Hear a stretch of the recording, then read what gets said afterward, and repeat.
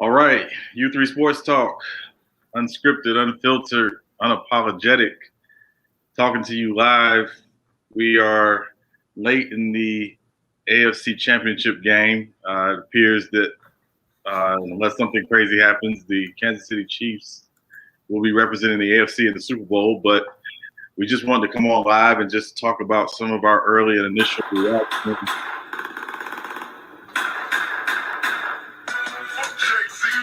He meant Tom Brady. Excuse me. I'm sorry. The luckiest son of a bitch of all time. No, not he meant the refs. That's what he meant. Okay, Sean, here we go. Here's a freestyle right here. Here we go. I ain't fucking freestyle. I'm 41 years old. God damn it. That was some bullshit we saw today for the Tampa Bay versus Green Bay.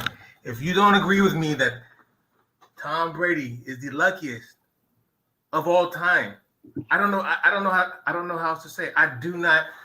You can say I'm a hater. Okay. That's cool. I hate Tom Brady. I hate that MAGA hat wearing son of a bitch. I hate him. That being said, I have never seen such preferential treatment toward one particular superstar within a team sport. That is almost undeniable. My bad, Sean. Please go ahead. I feel everything you just said and more. But we are definitely going to get into this and we're going to talk about it. Obviously, it's definitely a crazy early game. So much to unpack from that early game. Definitely not what I was expecting. From the result, I picked the Packers obviously to win. But the Lopes, as you referred to him. So I can't take credit for the Lope. That was off the I forgot the guy's name. He's quite annoying himself, but he's from Detroit. LeBron Basher. His brother. Oh yes, Rob Parker. Yeah, Ron Parker. Yeah, exactly. Yes, well, yes. Hey, listen, good artists borrow, great artists steal. Pablo Picasso. So just it's all good. Don't worry about it, man. Hey, thank you, sir. Thank you. Yeah. So yeah. Oh man. Oh my gosh. I'm still struggling with the outcome of the game earlier. Again, was not what I was expecting.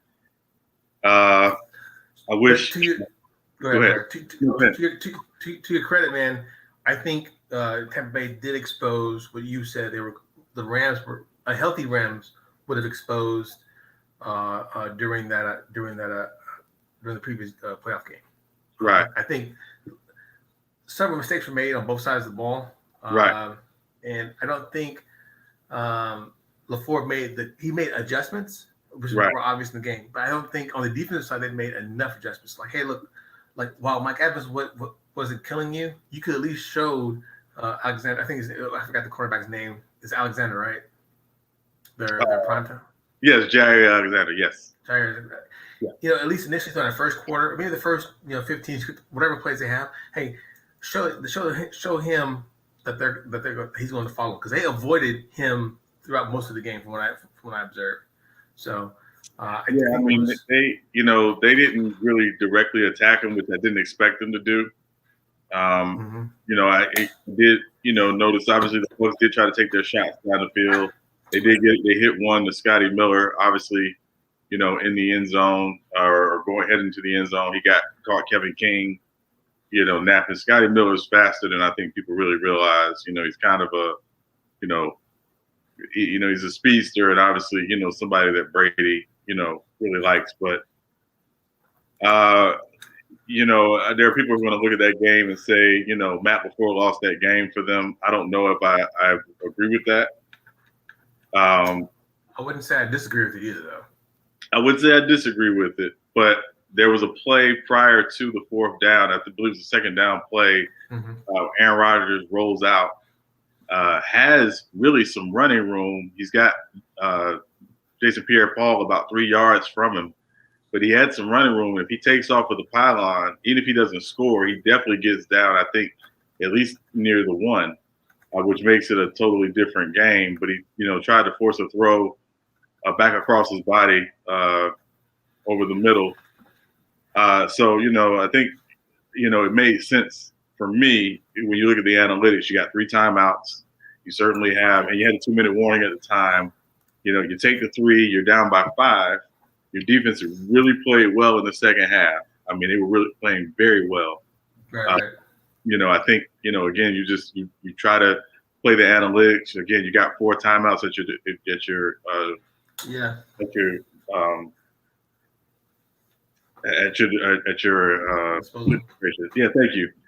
And so it just made sense to me for them to do that at the time. Obviously, when you look back at this game, there was a lot of hand fighting, particularly from the Bucs corners. And you may recall on Friday when we were talking about it, I said, listen, the Packers are going to deal with a lot of hand fighting. And if I'm the coaches, I'm alerting the officials before the game. This team likes to do a lot of hand fighting and likes to do a lot of grabbing. Please watch out for it and call it a quarter. This is where your argument as far as Matt LaFleur losing the game. This is it. Because he should have been with the offensive or the wide receiver coaches and the wide receivers. Hey, you have to sell everything. You got to sell it because they're going to do it. They're going to commit that foul. Yeah. Whether it be an egregious one or whether it be a small one, you have to sell it. You have to be consistent with that part. That part I agree. Bill Belichick does the same thing, and I imagine Andy Reid will do the same thing here in the Super Bowl. But Bill Belichick, I remember one game. I don't know. I think maybe against the Cowboys. I think where he was always he bugged the referees and said, "Hey, look, these guys tripped, kicked." So this guy just happened to fall over, roll over, and accidentally kicked a Patriots player, and they called a flag on that. So, impressed that Matt LaFleur and the Packers did actually make it all the way to back-to-back NFC championships. Right. That's impressive, right? Right. Yeah. Yeah, but it's just that's the second time he got out-coached, right? Against a team that he's played twice in the season. Yeah, and I think, it was interesting, the Bucs didn't do a lot differently defensively than they did in the first game. They did come after Rodgers. I think he had 10 hurries. He was sacked 5 times. They came after him, but they did, I think, a great job of, in my opinion, I thought they did a great job of really, just making sure that, Rodgers got the ball out quickly. There weren't a lot of long drop backs for Rodgers, particularly on those quick routes to Devontae Adams, things like that. So, he did take a few hits, and obviously he did get sacked 5 times. But I didn't think the Bucs defense necessarily applied so much pressure that it just completely threw the Packers out of their game plan. So yeah, I definitely would have liked to see some designed rollouts because obviously that's a bad man, one of the baddest men on the planet. To have him roll out with that arm, that's hard to cover. And if you do decide to cover him, at least you'll be able to get at least 3 to 5 yards every play, so leaving them in the backfield. So definitely, man, definitely agree. It blows my mind. Yeah, it's I mean, obviously, yeah, it's there's so much there. I mean, there's so much there. I would like to see number 20's contract. Whoever that is for the Green Bay Packers, we need to review that. Kevin King. Kevin King, because you got, there's filet and there's barbecue and there's buoyant. Right. The man got buoyant. I mean, this is ridiculous. I was like, hey, touchdown. Oh, who's in the play? Number 20. I'm not saying he was in all beyond, but there were certain plays that the first initial touchdown, that was just mistimed. Maybe he couldn't see the ball because of the sun. I don't know. But maybe like, dude, you're getting paid too much money to make those type of errors. But hey, that's the thing. Yeah, I mean, it was, again, I don't want to say it was egregious or, I mean, they certainly went after him. He was going to be the guy they were going to target because, again, I don't think they were going after Jair Alexander like that. No. You're right. And then the other thing for me, which, again, was, a little surprising, Aaron Jones' inability to hang on to the football, it was just like, come on, man, like, this is not what you do. Well, he's one of the top running backs in the NFL. Right. Yes. Great hands out of the backfield, great speed, great vision. But come on, guy, you can't give 7 points away. Yeah, it was like, and again, I mean, and he had trouble hanging onto the ball a couple times today. I know one he got hit, or it was a helmet to it was he got hit and the ball came out, and I believe Tanya ended up recovering it. But yeah, it was definitely definitely a pretty interesting interesting play. Yeah, thanks for that, bro. I don't know what the wife did. She just barged in on me, and I No. thought I had my microphone set up through my no, that's fine. Through my oh, well, it doesn't matter. But yeah, so can we agree? What I hope to see is that, hey, look, we know the NFL is not going to do it, but hopefully you Tom Brady fans, the ones that tell me that he's a GOAT, however, he is defeated in the Super Bowl, has beaten contemporaries. I got you. He's been in the game 21 years, blah, blah, blah, blah. Those people there that tell me he's a GOAT, and then the same breath tell me Michael Jordan's a GOAT because he's 6-0. Can we just agree that it was just a bad time to really throw that flag to decide the game? That's the one thing each major sports franchise, or not sports franchise, excuse me, every major sports, MLB, NBA, NFL, MLS, whatever you want to call it. Hey, don't let the ref decide. Don't let a flag decide it. Don't let it decide on a penalty. And of course, again, Fulton Tom Brady gets. Oh my gosh. Yeesh. And again, if anybody's watching this game and saying, "Well, Bucks won because of Tom Brady," like this is 2 weeks in a row where, again, Tom Brady threw 3 interceptions, right? And I certainly don't want to ever, make light of any situation. But had that been Jameis Winston, who threw 3 touchdowns and 3 interceptions, forget about it. He'd be getting killed. Forget about it. Yeah. It's a totally different narrative. So they'd have brought the grills out and they would have started burning jerseys immediately. Oh, yeah. And again, this is 2 weeks in a row. And again, this is 2 weeks in a row where, again, the Bucs defense saved Tom Brady from an average to, maybe even a below average game. Right. So let's I like to key on those 3 turnovers, right? He threw literally 3 interceptions damn near back to back. Right. Yeah. Right. Basically. So, that part has got to be. This is I think this goes again. This again goes to your point as far as Matt LaFleur saying, hey, either draw attention to, I forgot, was it Barrett that seemingly was rushing off sides. Adjust your coverage, adjust the play call, do something different. I don't know, throw a screen pass. I have no idea. I'm not an NFL head coach. I don't get paid millions of dollars for that. But it's like, hey, come on, let's change it up because you had 2 opportunities to really move that ball down the field. Right. And then that speaks to them again. The year before last, when they drafted Jordan Love for no apparent reason whatsoever. Hey, you probably should have drafted somebody on the defensive side of the ball to help clog the middle up. That's all I'm saying.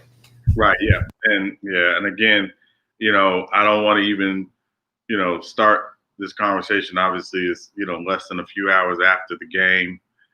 But I do think there's going to be some interesting decisions made, in Green Bay this off season about, Aaron Rodgers.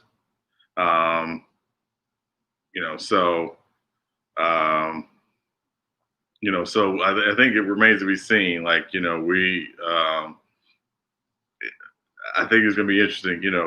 Has this, and again, I think this is something we probably need to, just consider breaking down, maybe tomorrow evening or something. But, has that team with Aaron Rodgers as its quarterback, reached its peak and its ceiling? I think it's a fair question to ask, in all honesty. So, I'd be, hard pressed to think that they could do a lot worse. But I think these are going to be serious questions that need to be, asked, again, given the fact that you've invested a first-round quarterback in Jordan Love.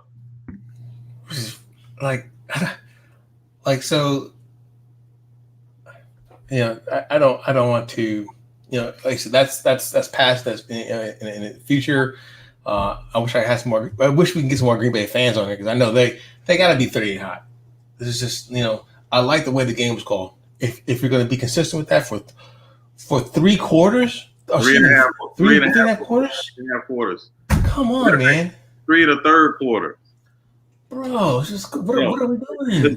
Let's take it even further. 3 9/10 quarters, you called the game this way, and in the last minute and a half of the game, you decide to throw a flag for. And again, the bigger issue for me watching that game and watching that play was not the fact that you threw the flag. It was the fact that you threw the flag at that time, and you're not throwing a flag for that the entire game. So let's can we just relook that again? I would like to review that. I'd like to be able to see. Can we do that, Sean? Yeah, we could absolutely do that.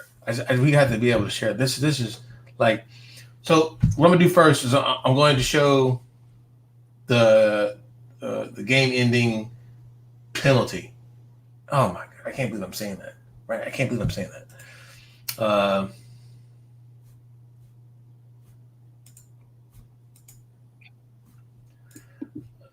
second.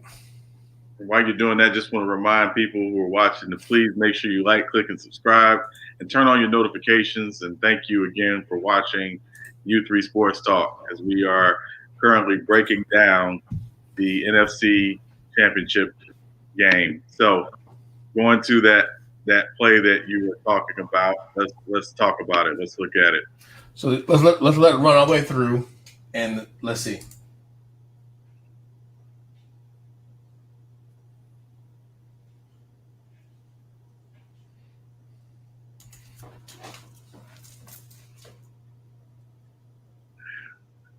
And the Oscar goes to. Was the ball catchable? Well, I mean, let's go back and look at it again. Obviously, we can watch it in slow mo a little bit and see if that ball was even catchable. Let me see if I can fast forward it to perhaps the replay part. No problem. Yeah. We'll go from here. All right, here we go. Okay. So here we go. There he is. Okay, grab him. Got you. You grab. Okay, got you there.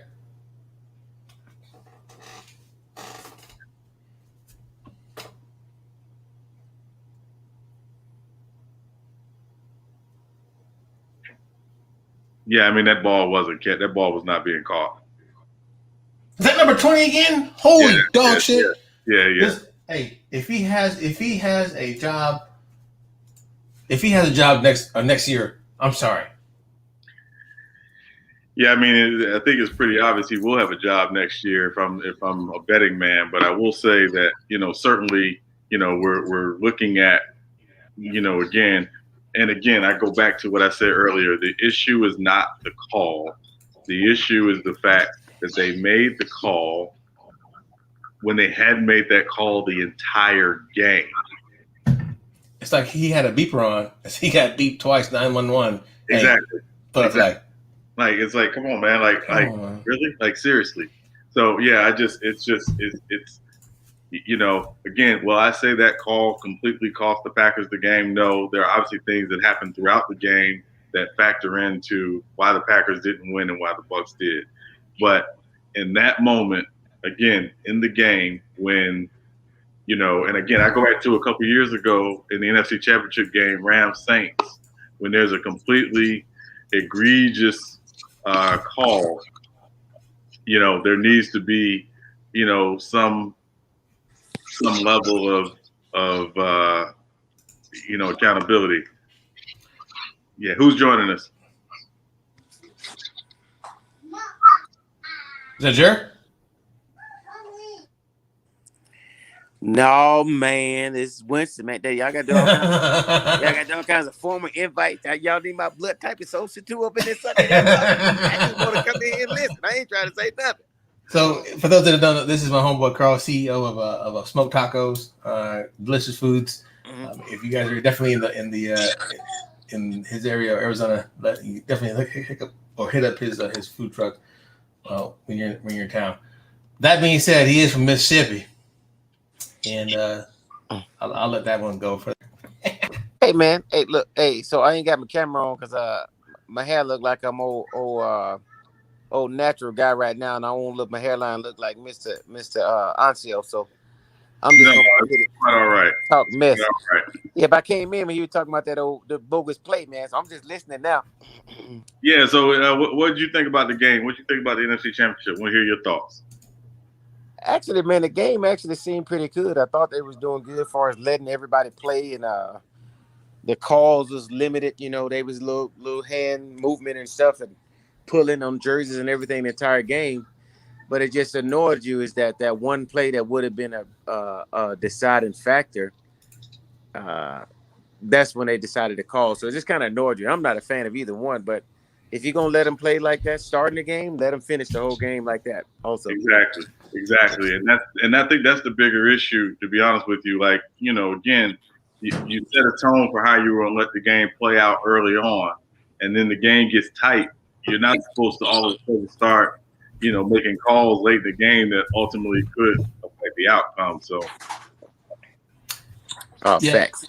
Hey, so let me go see if I can share just one of the many egregious calls for the first one against Lazard. This is where they're on their side of the field. They just turn the ball over and it's 3rd and 11. Let me see if I can share the screen real quick.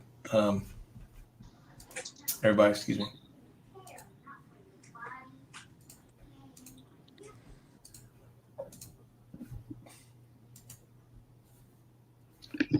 All right, so this is going to be the initial play. Let's just run through it. It's about 40 seconds long. Then Sean, of course, you're just here you go.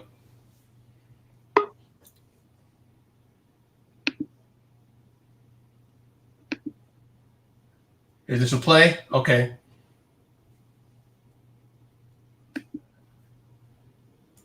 This is where, Sean, where you made your point as far as saying, hey, look, you have to be able – this is where coaching comes into play. You got to sell that. They should have been selling that 3 quarters ago, but that's neither here nor there. Right, yeah. And even if you go back and we're not watching it, but even if you go back to the interception that Rodgers threw. Yeah. Murphy Bunting, 23 from the Buccaneers, clearly has a hold of Lazard, or it wasn't Lazard, it's Valdez-Scantling, shoulder pad. The shoulder pad comes out of his jersey before he makes the pick. Yeah, I was going to show that one next, but here goes the slow motion for the one we just saw, the incompletion we just saw. Stand by. Okay. I mean, what is that? It's like, hey. That's holding. That's defensive holding. That's your boy Troy Aikman saying, hey, a lot of hand checking. Yeah, that's defensive holding. And again, 10 years ago, that's fine. That's not the rule. And we got J Mac who joined us. MC, what do you have on some of the calls and the officiating that you saw, late in this game? Ain't got nothing on. What he said? What he said? I ain't got nothing on the officiating. I'm not blaming the refs. I'm not blaming nobody. But I am. Well, I am. I'm gonna blame somebody. I'm gonna blame. Hold on, because I'm pissed off right now. Hey, J Mac, this is my boy Carl J Mac. So for those who don't know, like I said, me and Carl, we linked up about 5-6 years ago. Sean and I and J Mac linked up about 20 years ago. 20 years ago. Almost 20 years. Holy fucking dog shit! Yeah, I was 8 years old, man, when we linked up, man. It's amazing. First of all, that's not funny. That's not funny. It was boy. That's what I'm talking about. Hey, Carl. It's fine. But yeah. Cisco, say the introductions, man. I'm pissed off. But I will congratulate you though, because you did pick them. You picked them, and I should have. This is the reason why I don't bet. Because of things like this. They lost that game on one play. Yep. That's it. That's the game. Which play? Right before the half. Right before the half. You give up a touchdown with less than 20 seconds left on the clock, bro. Oh yeah, that was big. Right, Was but remember that play that came off of a turnover, off the turnover, where they missed the holding call against Murphy Bunting on the interception. How many holding calls have been missed in NFL? I'm not Every game. I'm not saying that. I'm simply saying that again, that the reaction of the touchdown or the action of the touchdown doesn't happen if they get the call right. And again, it's not so much that they didn't call it, it's that again, they should have been calling it that way the entire game. If they don't make that call late in the game, we're not even talking about this. Hey, Sean, J-Mac, and Carl, I got the video queued up. You guys want to go look at it real quick for some? All right, yeah, go ahead and pull it up. Let's take a look at it. Is that Starbucks? Hell no. This is just some tea in a regular cup. Make today amazing. That's different. That's what it is. Yeah. But you about to play? You about to show the play before the half? Yeah, right. I'm about to show the interception that led to the play. That led to the late touchdown. Right. Can everybody see it? Yep. All right, let's go. So we got it pulled up. All right, let's go. So it's going to be 46 seconds long. The initial play should be the fast part. There he is. Okay, looks good. This is where he should have been up with his hands. This is where he should have been. This is this inexperience on that part. The wide receiver, he held his hands in tight, expecting the ball to be there. He could have just reached out and just broke the play up. Wait. Okay. So here's click. Now watch. Just show the graph, yeah. Yeah. That's just his name just moved. Right, and his name and the number 3 on his jersey moved. Like if the refs can't see that, I mean Stevie Wonder can see that.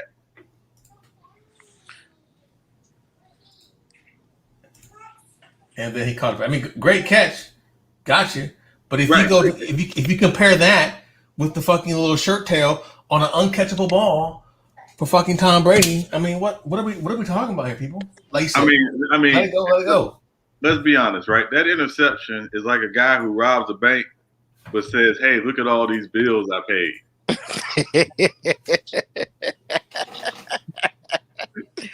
Oh, I ain't never heard that one. Not now, nor the time. Really, if you think about it, that's all that is, you know. So I mean, you know, again, the problem is the bigger issue is the consistency or the lack thereof of the calls. And again, you know, you play sports. Referees are supposed to get out of the way in the fourth quarter. Yeah, you're right. One thing I can tell you, man, when I be looking at these games, especially not being a fan of either team, is if that was my team, I wouldn't even be agreeing with you right now. So I'm gonna tell you like that too. So you know how it works when a call go for the opposite team, I'm riding with them. But that was blatant. I'm also a true Tom Brady hater, even though I recognize his greatness. I want him to lose every time just because I want him to. So that's another thing right there. But that's something you ain't got to argue with. That play right there, even though as all of the football players say, you know, no whole game goes down to one play. Right. Those two plays right there made a big difference in the game because then the momentum changes, the coaching, the strategy changes, how they going against everything changes. So yeah, it makes a big difference. Right. Yeah. It makes a big difference. Yeah, I mean, it makes a huge difference. And again, going back to, you know, what we were talking about earlier, you know, again, if you watch these last 2 weeks with the Bucs, they don't win these games because of Tom Brady. They win these games in spite of Tom Brady. Hold on. Look, let's look at the numbers. You telling me 18 for 33, 199 yards is winning football from the so-called GOAT? Go ahead and mention the three interceptions too. I'm just saying. However, Tom, and wait, Jay, hold on. Just let's be honest. Let's keep it real. And I'm gonna come to you, and then I'm gonna come to. If that's Jameis Winston, or anybody else, are we having the same conversation? Yeah. Are we having the same conversation? Nope. No, of course not. Okay, then that's all I got. But Jameis Winston ain't playing. Tom Brady is. That's not. Okay, well, let me He put sound it like Stephen A. let me put it to you. Let me put it to you this way. I got a question. Uh-oh. Okay, because I don't like Tom Brady either. And you can't tell it right now, but like my man said, I gotta respect what he's done. Now answer me this. Okay. If it was any other quarterback who came to Tampa Bay this year, given everything that they gave to Tom Brady, are they still in this position to get to the Super Bowl? Name me quarterbacks playing now currently would be right here where he is in this 1 year. I can name several. Aaron Rodgers did the same. Aaron Rodgers. Yeah. Aaron Rodgers would have won with this club. Yeah. Patrick Mahomes. You got all of them people there with Gronk. Russell Wilson. Yeah. Mm-hmm. Josh Allen. Well, they got 12 men too. That's in stripes too. They got them refs out there helping them out, just like they did in New England too. Nah, I mean, yeah, I can't. I'm not going to disagree, but there is something about Tom Brady on this squad. Well, it's the fear factor for the defense, even on any squad. When you got Tom Brady back there, like one of the guys doing the interview, that played on that, I can't remember which one it was, but he was saying before he went to practice, he was nervous about just going to catch balls from Tom Brady. So if he's doing that to the teammates, you know what he's doing to the defense. So so that's a big factor also. Well, so like I don't disagree with what you guys are saying, but if you've been in the league 21 years, there's not too many wrinkles you haven't seen. There's not too many defenses that you have not seen. Yeah. So I give that to him just on the experience factor. So that's why I think even Matthew Stafford,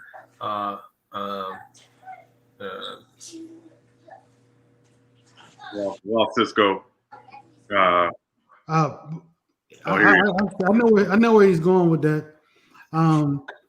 Tom Brady has a certain poise about him. Late in games, that game, just like last week, everything didn't go right.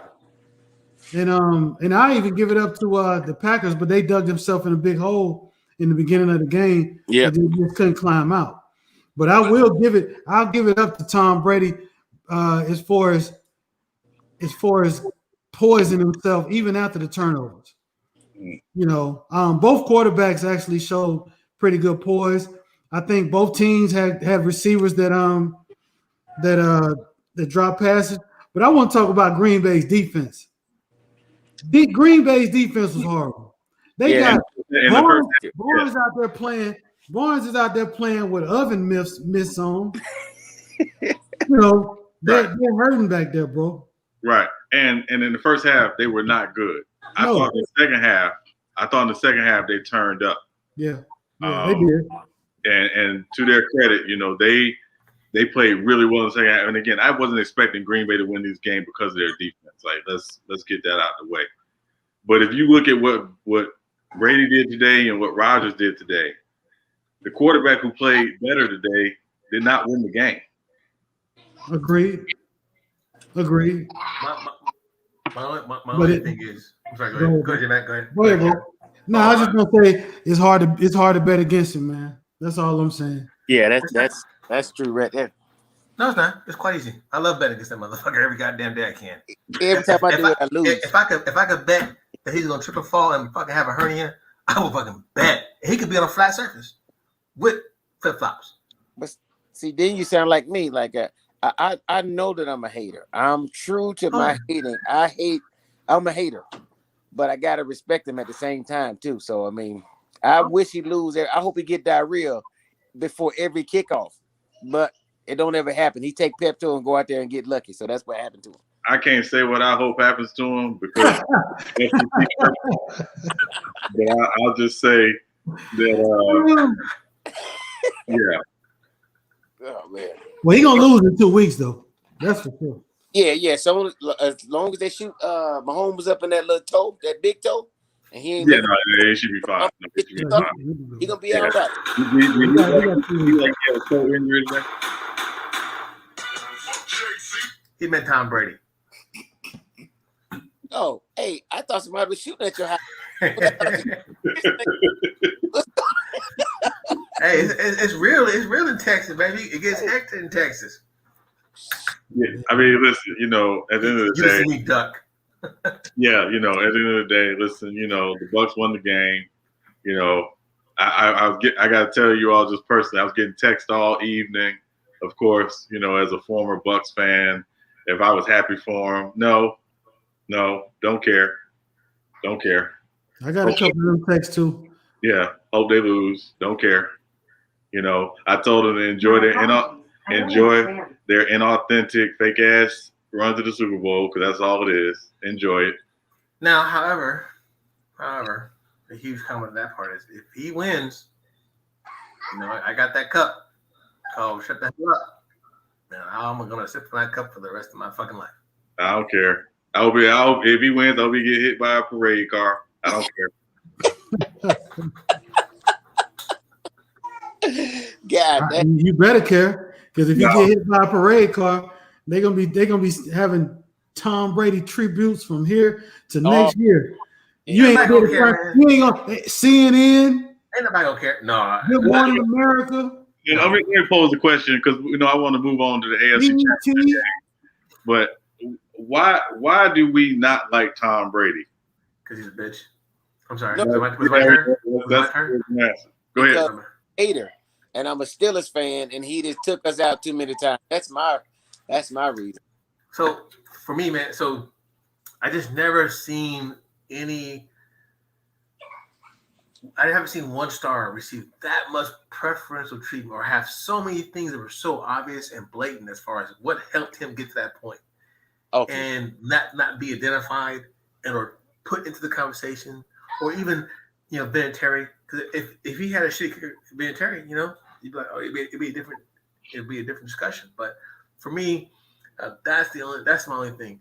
I don't remember while Jordan he did get some calls, but you knew when Jordan was in the game, he was going to turn at some point. Same thing with Kareem, same thing with Joe, same thing with any other GOAT, if you would, player. That's my only thing. He seems to have just the ultimate fucking breaks. Like, man, what are we doing here? Like, if anything, he should have played a lot last night. He should have played a lot. Yeah. Well, you got a rule named after him, man. Yeah, he's I mean, no matter what you say, I don't particularly like Tom Brady because the same reason I don't like Bobby Hurley and Duke. The same reason I ain't like Grant Hill and Duke. They like Cisco said it, those guys it's narrated that they don't do anything wrong. Yeah. And they get elevated way more than the team gets elevated. Right, yeah. Vinatieri, he should be a household name. Don't nobody know who he is. They think it's an Italian dish. Yeah, I mean, yeah, it's You don't even see the foot. You when you see old footage of some of his Super Bowls, the Vinatieri ultimately won for him. They almost seem like Tom Brady made the kick. And let's not this this part maybe not be on Tom Brady. It's on Belichick, but they recorded the fucking films that they recorded in practice, bro. Well, if you were to do that at a high school game and the other team found out about it, you getting ran out of town. Yeah, you're not fit. Come on, you just can't do that. And say, oh well, the rules didn't necessarily say you. Fucking retarded. Are we just gonna forget about the deflated footballs? Well, how long was he doing that? I think even Joe may have admitted to doing that part, Joe Montana, because it allows him. I don't know. I haven't heard. He's the first one I heard caught. But to me, when you're filming somebody's plays while they're practicing it, right, that should get you suspended for a fucking year. Could you imagine if that was Marvin Lewis or somebody like that? Man, it should get banned. If that was anybody else. Anybody else. Ronald Rivera. Yeah. So for me, it's always an asterisk by the championships and the Super Bowls because of that, because of the nonsense. It's always something. Always something with that guy. Always something. That's the only thing I can't stand. I can't fully stand it. You know, when you're on top, you're gonna get that. Yeah. But he's the only one though. Like Jordan, you knew Jordan was gonna win the game, right? You knew Jordan would put his print on it. Out of all championship games that he's been in, he never really put a print on it. Or he's made some egregious errors to where the defense or special teams has really helped him out. Or there was something. There's always been something. Yeah, but it's like we talked about the other night. The best Super Bowl he played in, the best game he individually had, they lost. Against Philly. Against Philly. They lost. The second time against Philly. They lost. So let's not act like this dude has been just like, this, savior. Like, Jesus, like, come on, man. Like, let's just keep it real. Where's he at all time playoff touchdowns? Number one. I think he has 83 touchdowns. Yeah, something like that. I mean, it's, yeah. But how many receptions? But he's played in more playoff games than anybody. Yeah. I would say 41 now, I think. I just looked at it the other day. But he's thrown more interceptions than touchdowns in each championship in total in his championship games. Oh yeah, he'll give you the ball, but again, it's Green Bay lost that game. Yeah, I think before you came on, J Mac, we were Sean and I were discussing that. It's like, hey, look, Matt LaFleur got out coached, and initially I disagree with Sean, but so big ups to Matt LaFleur to be able to make it back to back-to-back NFC championships. That's a sign of a good coach. You see what I'm saying? But there were certain ways there's certain things he should have done a little bit different. For example, I initially said, hey, have Alexander at least initially shadow Mike Evans just to keep this, just to mix it up. You don't have to do it the whole game or even the rest of the game, but just show a different look. Force him to go somewhere else with that ball, or something different. You know what I'm saying? Or have coverage roll to that side. I'm interested to see. I was trying to find it. I don't know if anybody else knows it, but Green Bay really hasn't got much pressure on the quarterback over the last couple of weeks that I'm tracking. I could be wrong. I'm not sure, but they definitely needed more on their defense. And number 20, you made the NFL, bro. I got you. Kevin King. Hey man, go ahead and sit down. You need to sit down, bro. Yeah, I can cover better than that. Because I'll trip. They will have to call passes first of me because I'm tripping everybody. Yeah, but I mean, if you look at their secondary with Amos, with Savage, and with Jair Alexander, Kevin King was the weakest link. So they were clearly going to go after him. They were going to make it a point to attack him. Of those four guys. But so let me ask you all this, and again, just J Mac and Carl, I want to come to you all on this. When LaFleur took the field goal late in the game, having the 3 timeouts, having the 2-minute warning, what were y'all thoughts on that particular call? Man, I didn't understand. Like, if I'm down, again, regardless of the hate and regardless of how I feel about Tom Brady personally, he still might do something to get it done. That's his name. It's kind of like wearing some XJ 900s to go run a track meet opposed to some Nikes. You know what I mean? You know what he can do. So I would have went for it, because if I would have missed it, I'm still on my end of the field, and then I still had that chance. I kick a field goal. I still got to, hopefully my defense get the ball back. I'd rather go for it and then take my chance at the 2-point. Either way I go, I would have had 6. Now, if I would have got the ball back, I could have gotten to inside the 50. I could have kicked the field goal opposed to on the other end trying to score and get 7. So it's because he kicked the field goal, he still couldn't win with a field goal. So that was dumb. That was my personal opinion. But that's why I'm not a coach. Yeah. J Mac. Yeah. No, I 1000% agree. And I'm gonna tell you something else. I didn't like the first decision. To kick the extra point. I thought he should have kicked the extra point. Oh, Yes. rather than go for two. Yeah, absolutely. Yeah, chasing that point the whole game, the rest of the game. Yeah, that's my thing. If anybody plays, Madden or something like that, we used to play back in the days, or even now, you don't have to always go for two that early in the game. Right. You just don't. And then moving on to when they decided to kick the field goal, that was even worse. Right. Yes. No way. No, I don't know about you, but I know from Tom Brady's history, nobody was expecting Aaron Rodgers to get that ball back. I know I wasn't. Tom Brady, again, he's played so long and been in all these situations. There was no way that Green Bay was getting that ball back. Yeah. They still went for it.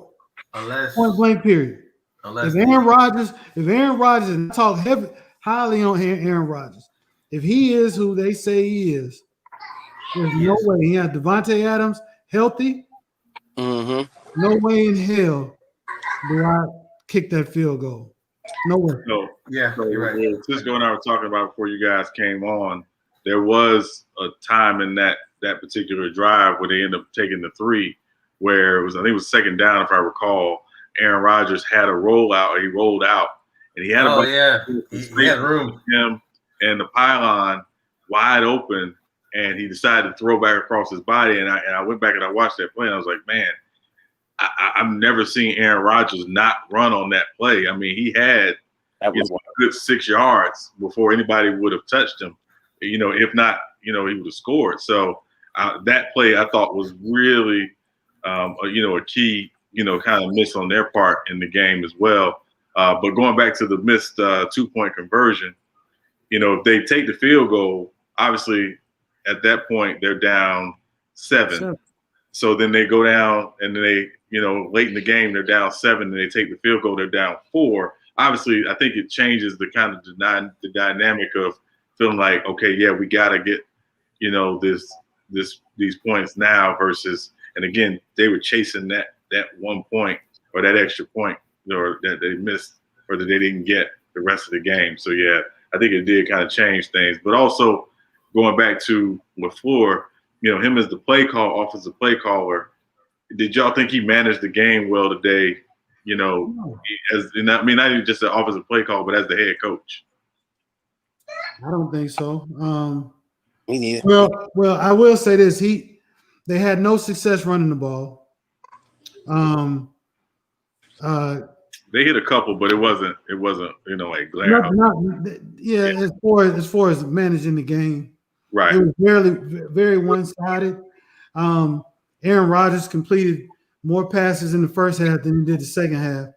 And that was but he had to throw more in the second half because they abandoned the run. And I want to go back to that one play though. Was it first down? First down. When it was first and goal. When Aaron Rodgers threw the slant pass to the tight end and he didn't see it. He turned his head late. Yeah. Mm-hmm. So I think it was Lazard. It was an RPO, if you remember. Yeah, the run pass option. The run pass option, yeah. Bad play call. No need for it. An RPO right there. Absolutely. Terrible play call. I don't think that was the play call, actually. I think it was one of those things where, again, it was a site adjustment and route adjustment. Should have been a route adjustment by the receiver based on how the defense was playing at that time. And that's why, Rodgers, I think, made the right decision to go to the pass at that point. But the problem was Lazard didn't make the route adjustment because they weren't seeing the same thing on that play. So, yeah, I don't know if it was because I don't think that was the actual play call. I think it was because, a lot of times they'll come to the line and they'll have a run play call. They'll have a run play on. But if the defense gives them a certain look or a certain alignment, the quarterback automatically adjusts. He doesn't call it. He automatically adjusts to a pass, and he expects the receivers to see the same thing he's seeing in that alignment to know, okay, yeah, this is the route I got to run because of how the defense is playing this particular, how they're aligning. So that's what I'm saying. You just explained that And that's all, and that's very, very true. But it sounds complicated. The point I'm getting at is when you're down there and you got the players that you have, you got the quarterback that you have, it doesn't need to be I understand reading the defense. I understand that perfectly. Mm-hmm. However, this is for a trip to the Super Bowl. Right. You know, I got to get the ball to people I trust. Right. I have to. Right. We've seen too many instances where teams get cute. Right. And this wasn't that time for Rodgers to get cute, the team to get cute. And to your point about him running, he hasn't ran the ball a whole lot in the latter years. We had one last week around. You notice a few years ago he started hesitating. That's when he started throwing the ball away a lot. Right. Yeah.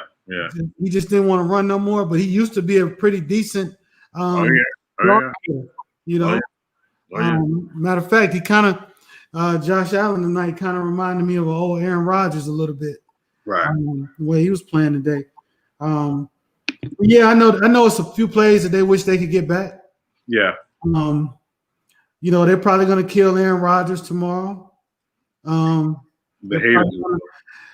Brady can do no wrong. He's going to wear a crown tomorrow. But Green Bay, man, I just feel I don't feel bad for him because this is what it is. This is sports, and I don't have a dog in either one of those fights. So, hey, strap it up. Try that shit again next year. Shit. Yeah, I guess so. Any closing thoughts on this game? Because I want to move on to the AFC Championship game. Talk about that a little bit. No, cool. All right, so talking about the AFC Championship game, obviously Bills Chiefs, which ended not too long ago. Coming to you first, Cisco. What you got on it? Great job by Andy Reid and the Chiefs. That's all I have to say. Yeah, and we thought the Bills, who we thought they had no running game, no effective defense. That's it. You know, again, I think I said it the other night when we were on, and I thought I was very concerned about the Bills' ability to be balanced enough to keep the Chiefs' defense on its toes. And when your leading rusher is wearing a digit or a jersey under the number of 19 or less, that is not a good thing. No, it's not. It's not a good thing. No, they couldn't run the ball. And it looks like they was just trying to highlight Josh Allen, which, you know, I like Josh Allen. I think the kid is great. Right. I think he has greatness in him. That's for sure. He's not scared of the moment. Right. Before Kansas City blew it open, they had some pretty good drives. They made some pretty good plays. Yeah. If you can't run the ball in the postseason, you're going home. That's just the bottom line. You're going home. Yeah, I mean, unless you're Kansas City. I mean, Tyreek Hill's the fastest person I ever seen. Yeah, and I mean, like, for example, to your point, J-Mac, you know, Josh Allen has 7 carries for 88 yards. Yeah. Singletary has 6 carries for 17 yards. TJ Yeldon had 3 carries for 15 yards. And Isaiah McKenzie had 2 carries for 9 yards. So your 2 backs who got only 9 carries, you got 32 yards out of those 9 carries, and Josh Allen out-carried your entire backfield. Yeah. That's not a good look at all. Yeah. So yeah, you know, I don't think Buffalo gets anywhere until they find some balance. You cannot throw the ball all over the place and expect to win, you know, in the NFL. It just doesn't work like that. Yeah. Find balance between the passing game and running game shouldn't be that hard, right? Because they have above, what I would consider above average offensive line. Where I think they really need to hammer down is that front 7. They have to be able to get pressure somewhere. They have to be able to. Yeah, they don't get much of an edge rush. They're dependent very much on Oliver up the middle, right. Oliver up the middle. If I'm them, I really they need to seriously consider investing in a top flight edge rusher. I mean, Jerry Hughes is been playing for a long time, and again, he's solid, but he's not somebody that's scaring guys off the edge anymore. And yeah, I think they really need to seriously upgrade their edge rush.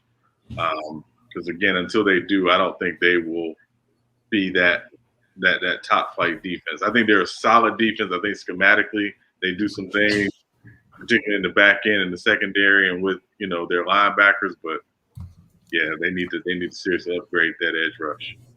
So they have to be able to push. They have to be able to either collapse a pocket or push a pocket because they're in the division with you got AFC. You got Deshaun Watson. Even Sam Darnold. Yeah. Presumably, well, he's gonna. I think he stays in AFC though. Yeah, I think so too. Yeah, sure. And then Deshaun Watson. You got Pat Mahomes, and then Justin Herbert. He can scramble. You have to be able to either collapse the pocket, or like you said, at least push it to where you can get them to go left or right. Definitely agree with that part. Speaking of coaching, Carl, can you hear me? Good job. You can hear me. Yeah. Now, man, I had to go with the kids. Yeah, I can hear you.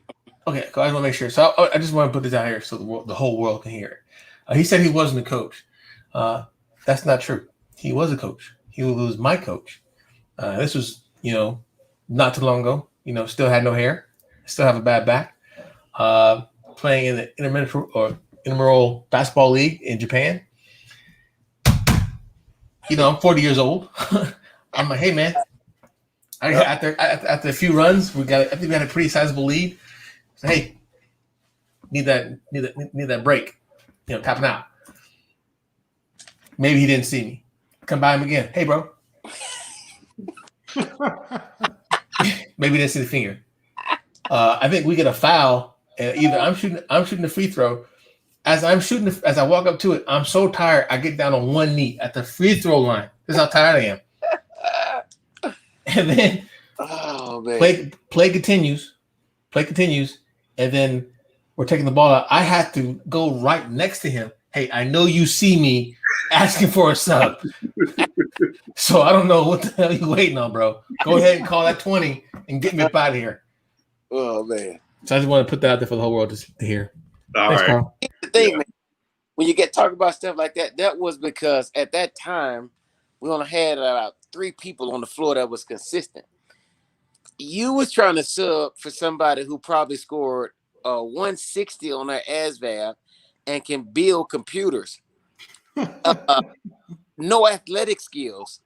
So when it comes down to a win and getting a PlayStation 7 10 years earlier, I really didn't care about a game, PlayStation. I wanted to win. So that's why my eyesight did not see you walking in front of me, waving, telling me that you was ready to come out because the realness took over. So that's what happened with that one. Yeah. Mm-hmm. So I'm just gonna surmise that you are the Army version of Tom Thibodeau, where you rode your starters for 42 minutes of a 46-minute game. Hey, why not? He got to be in shape anyway. I'm helping his career. He gets paid to stay in shape. That was my idea right there. That was it. Right. So this is coming from a motherfucker who walks during a PT test. I'm just saying he walks. so him to tell me that I need to stay in goddamn shape. So why I can run down the goddamn court? No, I need to save my knees, bro. But see, you hadn't made it to that level in your career where you could walk. So that was 3 years ago. You couldn't walk in and running. Huh? Yeah, you still running on your PT test. Yeah, so I just know if we were losing, I'd have a different story. If we were tied up, but we had a pretty good lead. It's the principalities, man. Here we go. I'm sorry. My bad, J Mac. My bad, Sean. No, you good. You good. That's fine. I just want to make sure because he said he wasn't the coach, which was 100% untrue. He was a coach. He was my coach. Hey, man. And he, well, I'll tell you what. If I get 100% on the disability, I have you to thank, sir. Thank you very much. I'm trying to help you. Everything that you're going to get now is what I prepared you for years ago.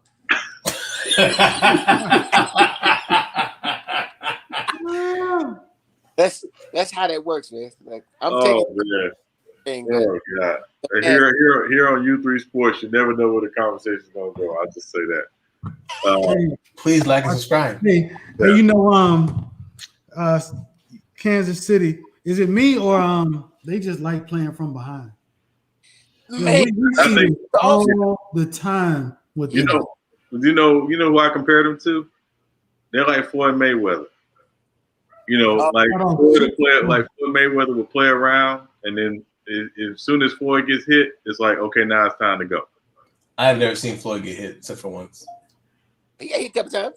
Yeah, he got hit. Yeah, he got hit. Sugar Shane hit him at least 450 times. You said Sugar Shane hit him at least how many times? In the first 2 rounds, the first 2 rounds of that fight? No, Sugar Shane. He rocked him. He rocked him one time. No, I'm saying he rocked him one time. Remember that fight, because I don't want to make this boxing, but remember that fight, the first 2 rounds, Sugar Shane came out very aggressive. He was hitting him with a couple combos, and then the 3rd round, he just kind of pulled back from it, where he was literally just jabbing and getting out. And I'm like, what happened to the aggression? And Floyd was basically like, okay, at this point, I'm taking over. I think that's how the Chiefs played. It's like they when they get hit, and you hit them with a couple combos, it's like, okay, now it's time to go. Unfortunately, if they run up against the right matchup, you know, they could lose doing that, but it hadn't hurt them in the last couple of years. You know, how many times has Floyd been behind the cards? He was behind in the Sugar Shane fight. In the early fight. That's one, and then I'll give you the Zab Judah one. Yep. It's not a lot. I'm saying it's not a lot of fights in Floyd's career, but I'm saying we've seen it where it's like sometimes he doesn't get into the fight until he gets hit. Mm-hmm. I think they're just too reliant. I don't know, man, because maybe you're right. Maybe they don't really kick it into gear until they actually try and get serious. And that's that success thing they're having, right? They're trying to it's hard to be with 3 AFC championships in a row, right? And that's hard. That's the same thing. I would compare them with the Golden State Warriors when they made their run, because they would get down early in the game by 20, but as long as they're within that 20 point range, they know they can come back, make a few different stops. So I would compare them more or less to the Golden State Warriors during their run. Yeah, you remember that Warriors team, like early in their run, for like that first couple years of that run, they were like the ultimate 3rd quarter team. Yeah, like they would just come out in the 3rd quarter and they could literally just turn it up, especially in that 3rd year. Yeah, and turn up defensively, and they would make like 2 adjustments, and they could literally like just run you out of the gym to the point that their stars didn't even play in the 4th quarter. Yeah, these are kind of like that, but it's earlier in the game. It's like usually like, okay, midway through the 1st quarter, maybe even after the 1st quarter, it's like, okay, we see what you're doing. Now we're gonna go do what we do. Yeah. So I agree, but it's hard not to do that when you have Andy Reid, and like you said, Sean, J-Mac, you said it too. When you talking about schematic genius or schematic plays or people who have time to gear up for you, 2 of the best is Sean Payton and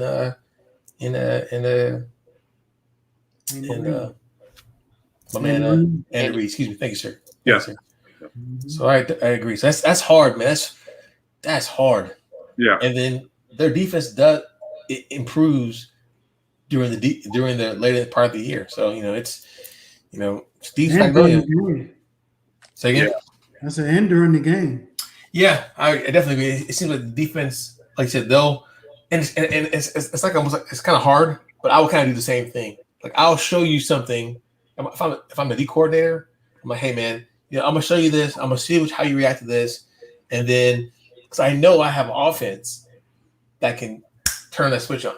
And it's almost vice versa too, because the same with the offense. Okay, look, we'll stay in range, but we know eventually that our defense is gonna, especially in that 4th quarter, they're gonna start coming after these quarterbacks, especially the inexperienced ones. Right. Yeah. Can you do that against Tom Brady and the Bucks? We'll see. I hope not. I hope all the motherfucking Tampa Bay Buccaneers catch diarrhea in their sock. Damn. And the Christmas crackers.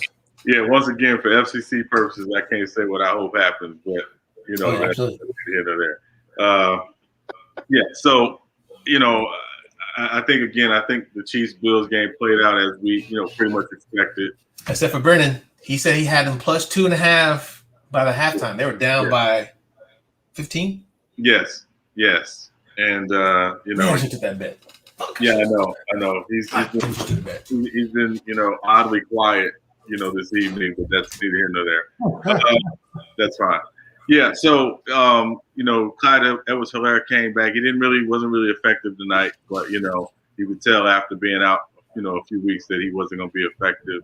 Wasn't expecting much from him, but they didn't really need him. I mean, it was literally the Tyreek and Travis Kelce show tonight. I mean, that's almost every night though. Yeah, I mean, it's like it was bad, man. Yeah, it's ridiculous, man. Yeah, his speed is just I can't even describe it. It's crazy, But again, go ahead. There's been speedsters like that before that just didn't pan out like that. Yeah, we had one. Mike Wallace was one. He just couldn't. Couldn't catch cold. But he was fast. He wasn't quick though. Yeah, he wasn't quick. Yeah, he wasn't he didn't get in and out of breaks like that. But like quick. Yeah, to me, Tyreek, he gets in and out of his breaks kind of like Antonio Brown did in his, heyday. It's like he could just, it's just snap like this. And then you add that to the speed, the top end speed. Once he gets to his top end, nobody's catching him. You ain't catching that mode. No. Unless with a bullet. Yeah, like the what was that movie? The movie with Damon Wayans and Bruce Willis. The guy who shot himself at the beginning, Last Boy Scout. Oh, okay. Yeah, the guy who shot himself. Billy Blanks. Yeah. Ain't life a bitch. Wow. Yeah. Oh. Yeah. That was totally unexpected. Yeah. Throwback movie from the early 90s, but that's neither here nor there. But yeah, no, I mean, it's good luck, but again, a lot of it is schematically how they get him. They scheme him open, and it's like, what do you do? It's like, good luck. So, listen, just real quick, I know it's still early. Anybody got any way too early Super Bowl predictions? Real quick. Talking about for the Super Bowl? Yeah. I'm thinking Patrick Mahomes once he go in there and his grandma put them little fever leaves on that little toe jam he got. He gonna kill the Bucks, man. That's my prediction. Yeah, I mean, Cisco, you got any way too early Super Bowl predictions?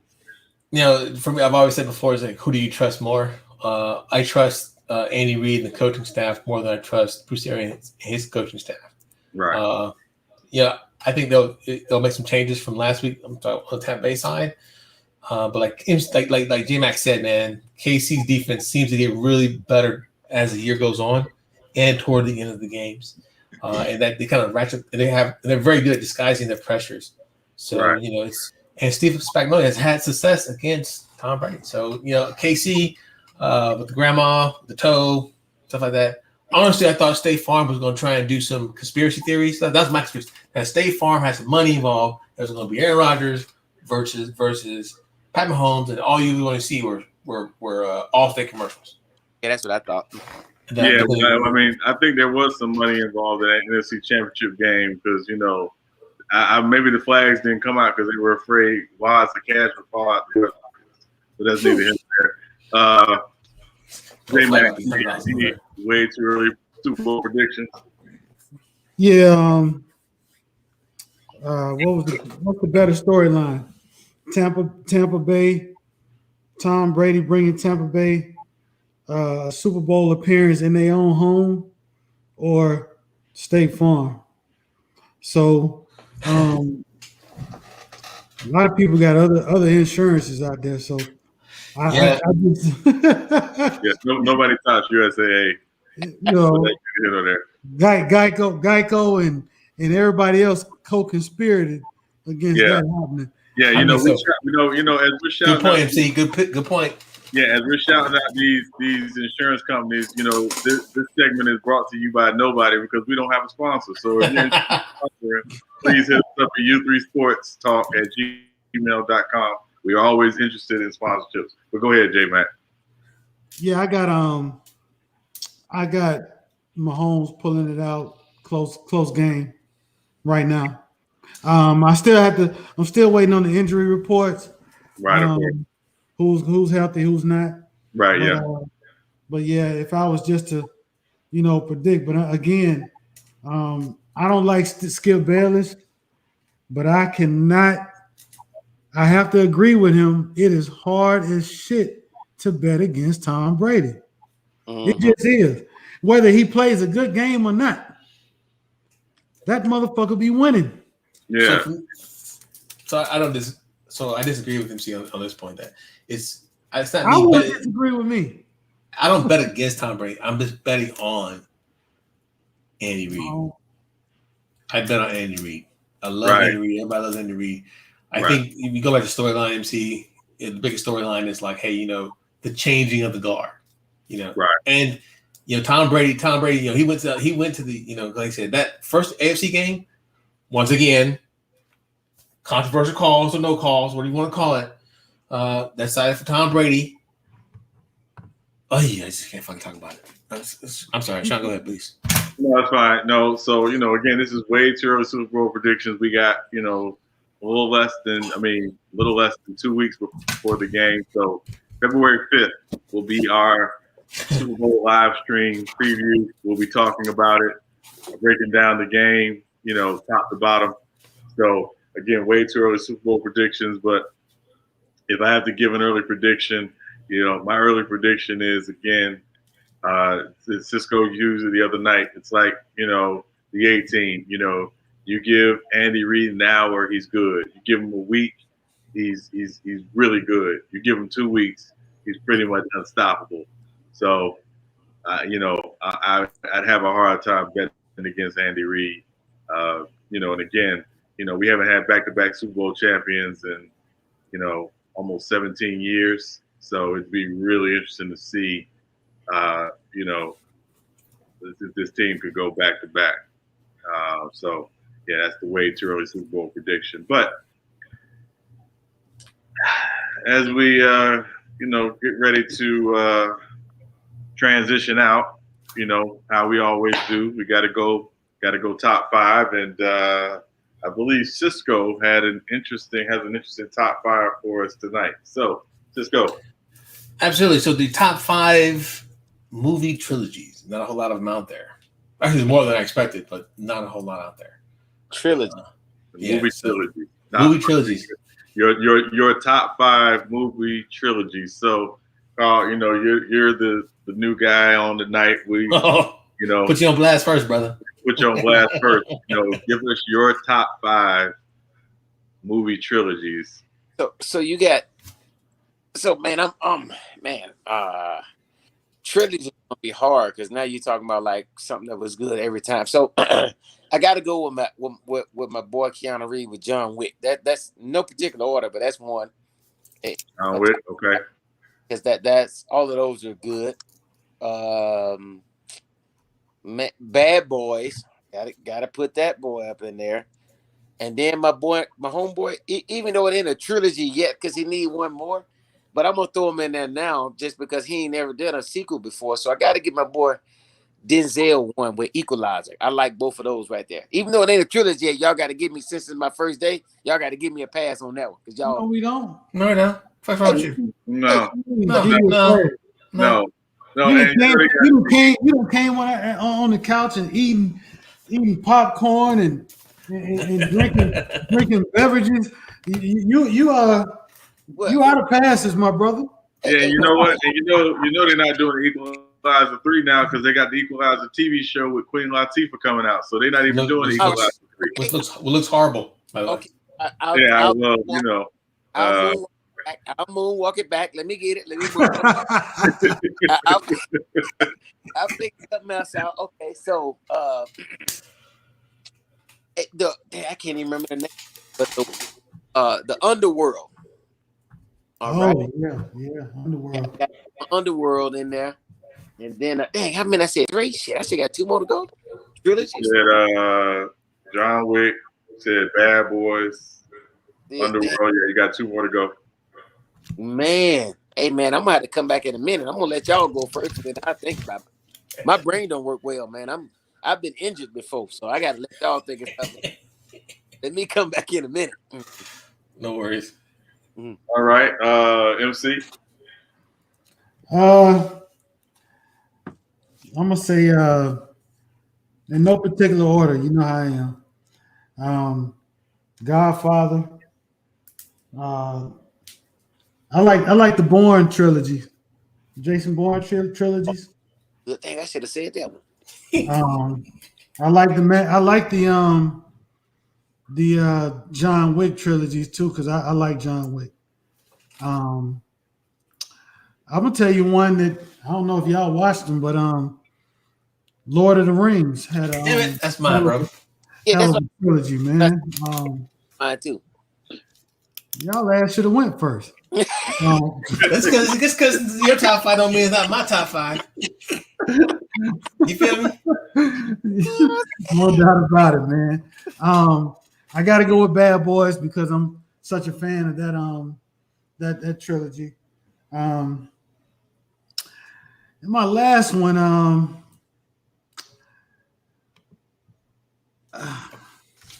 looking for.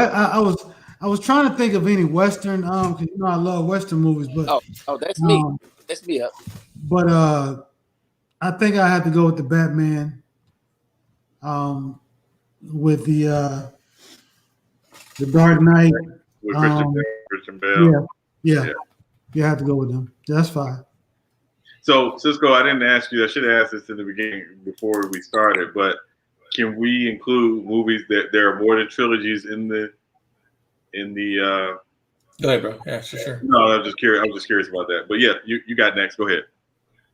No. You got next, sir. By all means. I got a problem. I got a problem with all your lists. You got a problem with all of them. All right. Well, no, it's just yours.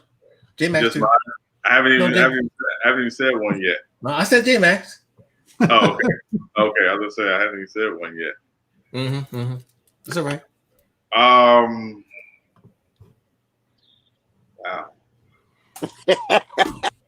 That's what I meant right there. Brain go. Yeah. No, because I'm trying not to name the same ones y'all name, but it's okay. It's okay. If that just means that they're on that level. Yeah. No. So I'll say definitely the Matrix trilogy. You son bitch. That's why I didn't say it. Son bitch. I knew you was gonna want it. I knew you was gonna say that. I should have went first. Yeah, the Matrix trilogy. I offered. You told me go first. Go first. Yeah, Matrix trilogy. Damn. I got one for y'all. Sorry. Yeah, Matrix trilogy.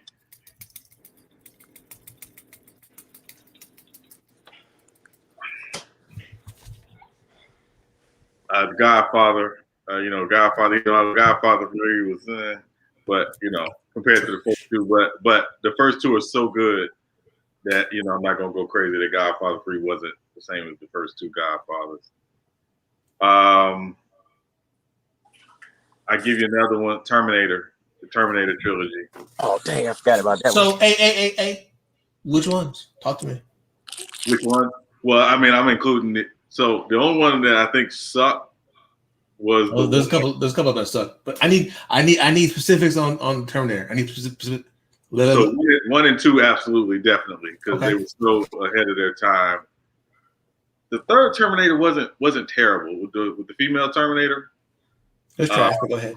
It wasn't bad. The one that was trash to me was the one with Christian Bale. That one was awful. Is that Genesis? Yeah. Yeah, Genesis was terrible. But the last one I thought was better than Genesis. So yeah, Terminator. So yeah, Matrix, Godfather, Terminator. I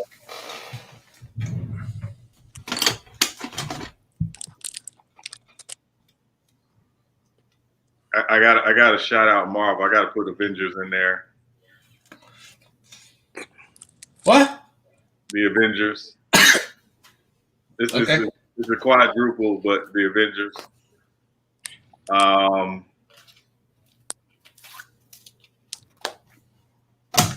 4. Wow. Yeah, that's 4.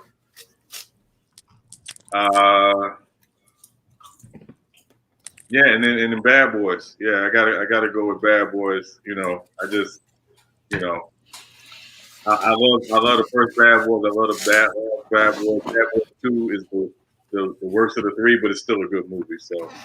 Oh Jesus. Yeah. You didn't like part 2? No, it's not that I didn't like part 2. It's just part 2 really there wasn't a lot of story. Like it was just more a lot of action and banter. Where like 1 and 3 had more story, and I like how 3 kind of modernized it, and they didn't try to make them, 20 when they're 50. Like that's what I like. It had story. Like it had more heart than 2 did. But 2 is good. It's just not a lot of. But that's Michael Bay. Like you know what I mean? Michael Bay does that with his movies. So he didn't direct the last one, thankfully. So that's probably why it was better. But yeah, go ahead. All right, so this is the ultimate top 5. You understand? These are things that cannot be disputed. Star Wars, not the first, not the prequels, but the original ones with. And I hate Star Wars, but the Luke Skywalker, Star Wars, Empire Strikes Back, Return of the Jedi. How nobody in our age group didn't say that is almost criminal. Part number 2, obviously The Matrix, because it's one of the greatest of all time. You just can't beat it. It was the first of its kind, greatest of its kind. Terminator 1, Terminator 2, and then Terminator Dark Fate, because that was the only one that kind of carried the line immediately following Terminator 2. John Wick, of course, and then. Just because Sean didn't mention it, and he knows I'm a DC guy, but I'm surprised he didn't mention it. I'm surprised. Captain America. I'll take that. I didn't mention it intentionally. Okay. Yeah. Oh, I just want to make sure I can steal it from you. But then, yeah. Because Bad Boys 3, that movie was horrible. It was not horrible. It was horrible. It was the worst of the 2. Worst of the 3. It was not. Okay, I might agree with that. It was long, man. It was just like, hey, oh, he's the son. Oh. And then at the end, the mother was like, I'm gonna work with you so we can get clean up stuff. You just killed my boss? All that was setting up Bad Boys 4. That's all that was, man. Yeah, I ain't doing another one. But you will. Don't lie. You will. Mr. You will. Yeah. Hey, don't say my legal name. Don't say my legal name online. You trying to put us on blast? Talking about can't believe all of us didn't mention it. See, neither one of us mentioned the Fridays. Those are classics. No, Friday 2 and Friday 3 suck. Crazy as hell, man. You can't tell me. None of Fridays suck, man. None of them. Well, so here's the real question about the Fridays, because this is a very interesting conversation, right? I feel like it's going there. Can you say, in all honesty, that the Friday movies got better as they went on? Nope. No, they didn't get better what they went on, but each one was funny. Yeah, they was all unique. Always had different. So when Day come out, then when you had little Pimp Mike come out, you know what I mean, talking all this little mess, Day, you know what I mean. If you look at each one of those movies, I guarantee you at least 3-4 actors that came mainstream started at Friday. If you look at each one. So I'll give you an example why the first Friday is appreciably way better than the last 2. Oh, that was the first. Yeah, go with that. But no, it's just think about it, right? Think about all the times you watch the Friday movie. How many things you pick up in the first Friday movie that you didn't pick up in all the times you watched it? How many times did you watch the first Friday and didn't realize that old girl had a dude in her bed when she was on the phone with Ice Cube? That took like 5 times, bro. No. It took like 5 times. Or how many times did you watch Friday and you realized Miss Parker wasn't water and nothing but dirt? Saw that. Yeah, I remember I had a flashback. I started drooling. So I'm just saying, like, if you really think about it, like the Friday movies, that the first Friday, because it's still stuff. Even if you watch it today, you'll be like, man, it was so brilliant because it was so much. It wasn't over the top. It was a lot of understated humor. That's what made it so great. But Yeah, look at when Cat Williams, that's before he even blew up.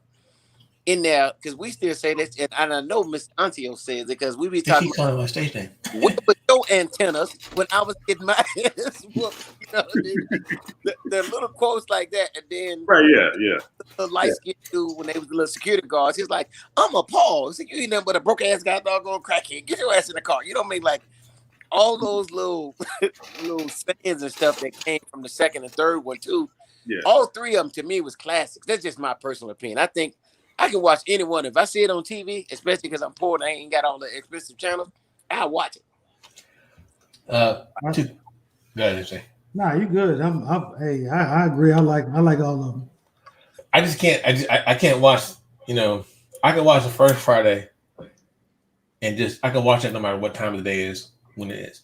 The other two, I see it. I'll wait till a scene comes on. No, it's great. I'm cool. I'll go back to something else. The good thing with John Wick, man. John Wick, it was just the style, the storyline. I thought all of that was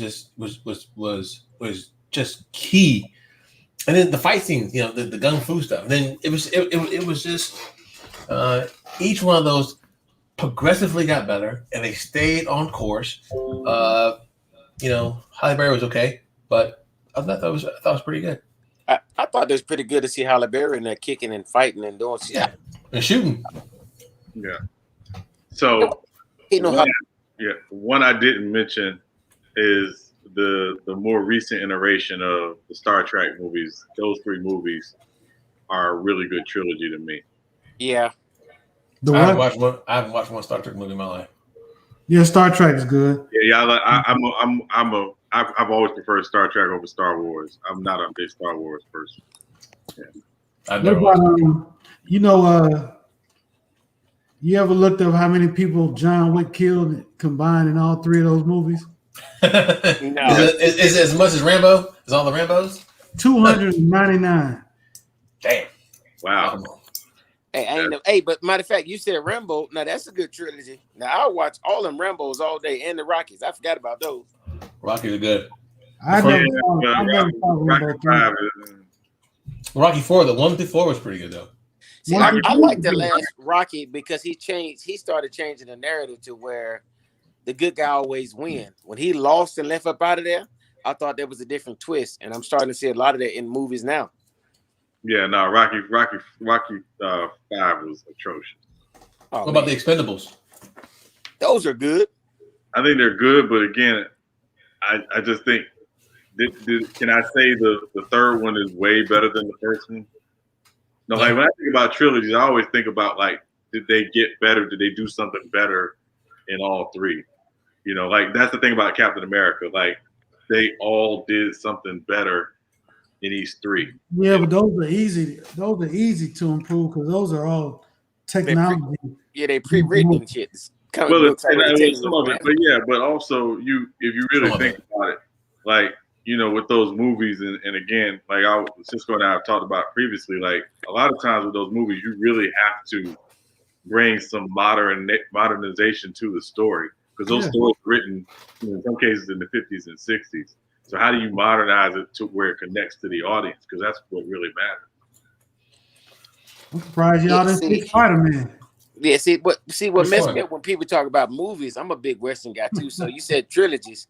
That threw me off. But anytime somebody asks me about the best movie all the time, I'm coming out with the Western. And I'm gonna tell you, goddamn, Unforgiven and Tombstone is the best two movies ever made. That's what I'm gonna tell you. So when you tell me a trilogy, I don't know how to respond to you. Who killed Ned? That's what I'm saying. Like Unforgiven. Ned's dead. Ned ain't dead. Who killed Ned? All right. I don't know what to do with trilogies, man. But I will watch Tombstone back to back for a week and act like I've never seen it before, man. I'm telling you, I don't know. So let me ask you and MC this, because again, y'all, I know both of y'all are big on westerns, and I love Tombstone. If you got to go to a desert island and they told you could only take one western with you, which one you taking? I'm taking Tombstone, man. Look, I live 45 minutes from that place. When me and my mom went down there to see it, it gave you a totally different doggone feeling of the doggone movie, man. Now because my boy Denzel, being a black brother, when he made Magnificent Seven, now that pushed him up too, right under them two right there. I don't know if y'all seen it, but if Oh you yeah, ain't seen it, I went to the movies to see it. yeah, that was a good one too. But man, Tombstone, man, I don't know, man. Tombstone, Unforgiven, I don't know, man. Them right there for me is kind of like that. You know how us folks, we like some chitlins. It's like chitlins with hot sauce, baby. That's it for me right there. I don't need to do nothing else. Put me in quarantine. You give me the movies and a DVD. I'm good, baby. I'm good. I don't do chitlins. Yeah, I don't eat pork, so but yeah, and I never ate. I don't eat chitlins either, but they're more of just to get y'all. My bad. I'm sorry, bro. I understand the euphemism, Yeah, I can watch Tombstone all day. Yeah, man. Hey, see, J Mac know what I'm talking about, man. I can watch it all day, over and over again. 310 the Yuma was also a good one too, man. 310 Yuma was pretty good. That's a good storyline. I like Open Range. Open Range. Oh yeah, that one was. I forgot about that one. Yeah, it just took so long though, bro. Open Range. It took a minute to get around. Yeah, I like Wide Earth too. Yeah, Wide Earth was good. Yeah, that was good. Yeah, you got that one because it's basically the same story of Tombstone, and Doc Holliday just made it better when he come out there. Man. What about Young Guns? Nobody saying Young Guns? I was just getting ready to say them. Yeah, Young Guns 1 and 2. Yeah, 1 and 2 was good. Yeah, I didn't see the size of them chickens. How about the Quick and the Dead? I like that one too. That one was good too, man. I like good, bad, and the ugly. Hey, with any Clint Eastwood movie, man, I'm stuck on the original Magnificent Seven. Yeah. Yeah. How about here's another one, The Dirty Dozen.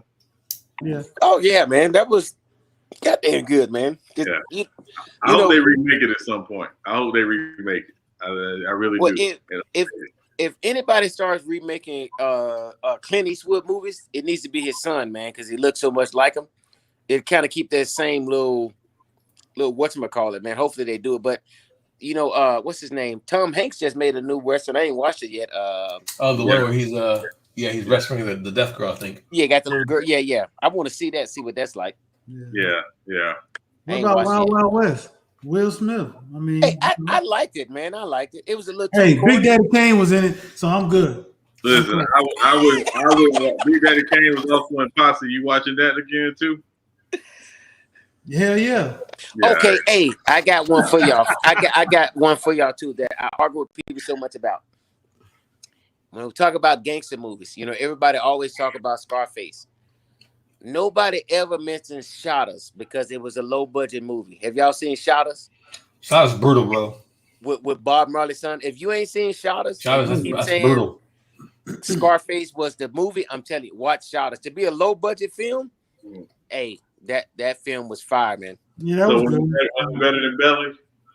See, that's the thing. Belly they had the money to make make it look. If you watch Shotters and see it, you'll see what I'm talking about. Like, if they had at least $50,000 more, I guarantee you it'll be on top of Belly. Belly reminds me of just a long ass version of Hype Williams' video. That's a long music video. That's all it really was. I can't stand Nas. Nas can't act, bro. What I'm talking about as far as the screen, where it looked like a lot clearer, like that. You know how you can look at it and tell. It's kind of like looking at Master P movie. What's the old one he did? I got the hook up. Yeah, I'm about it. Yeah, you look at those, you're like, dang, P, did you use an iPhone too when you did these? Come on, man. They didn't have iPhone. He didn't use an iPhone on About It. I guess. He used a flip phone. He said he had a razor. He used a gym security camera with that motherfucker. Yeah, man. But it's funny, man. You talk about gangster movies, man. You got to give it up to I like Sugar Hill. Hey, but that's a good one too, man. Sugar Hill. Sugar Hill and the Bumpy Johnson movie. Hoodlum.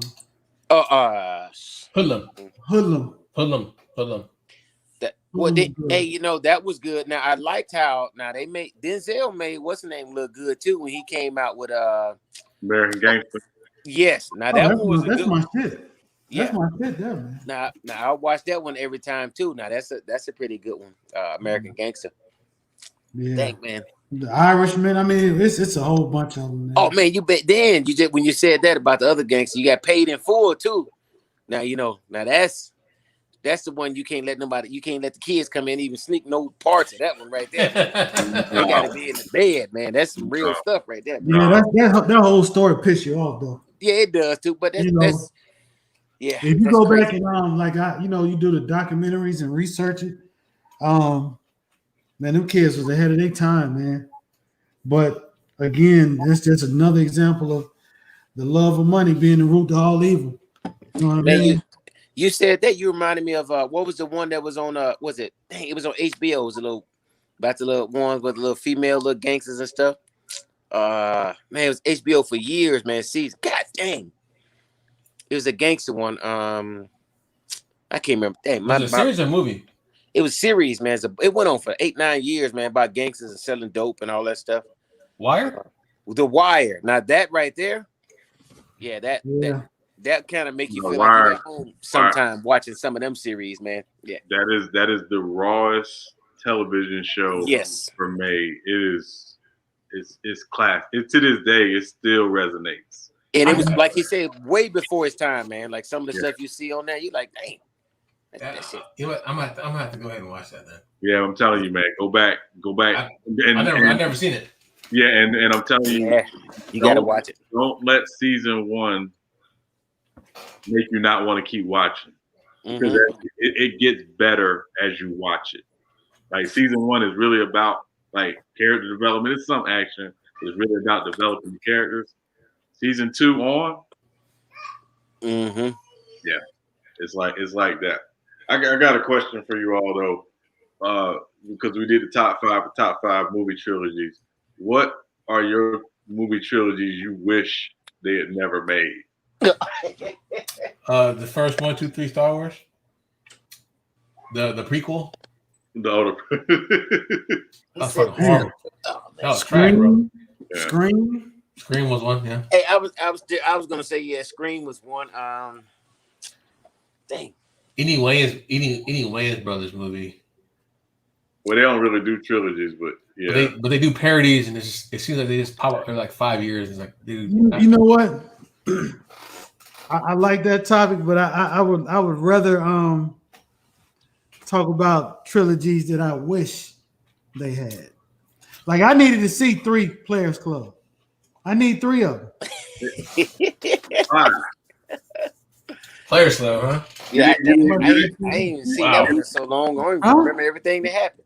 Right, you didn't get enough Ronnie Ho quotes in the first one?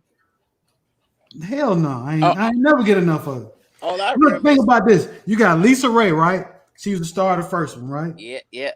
They would have had to top Lisa Ray.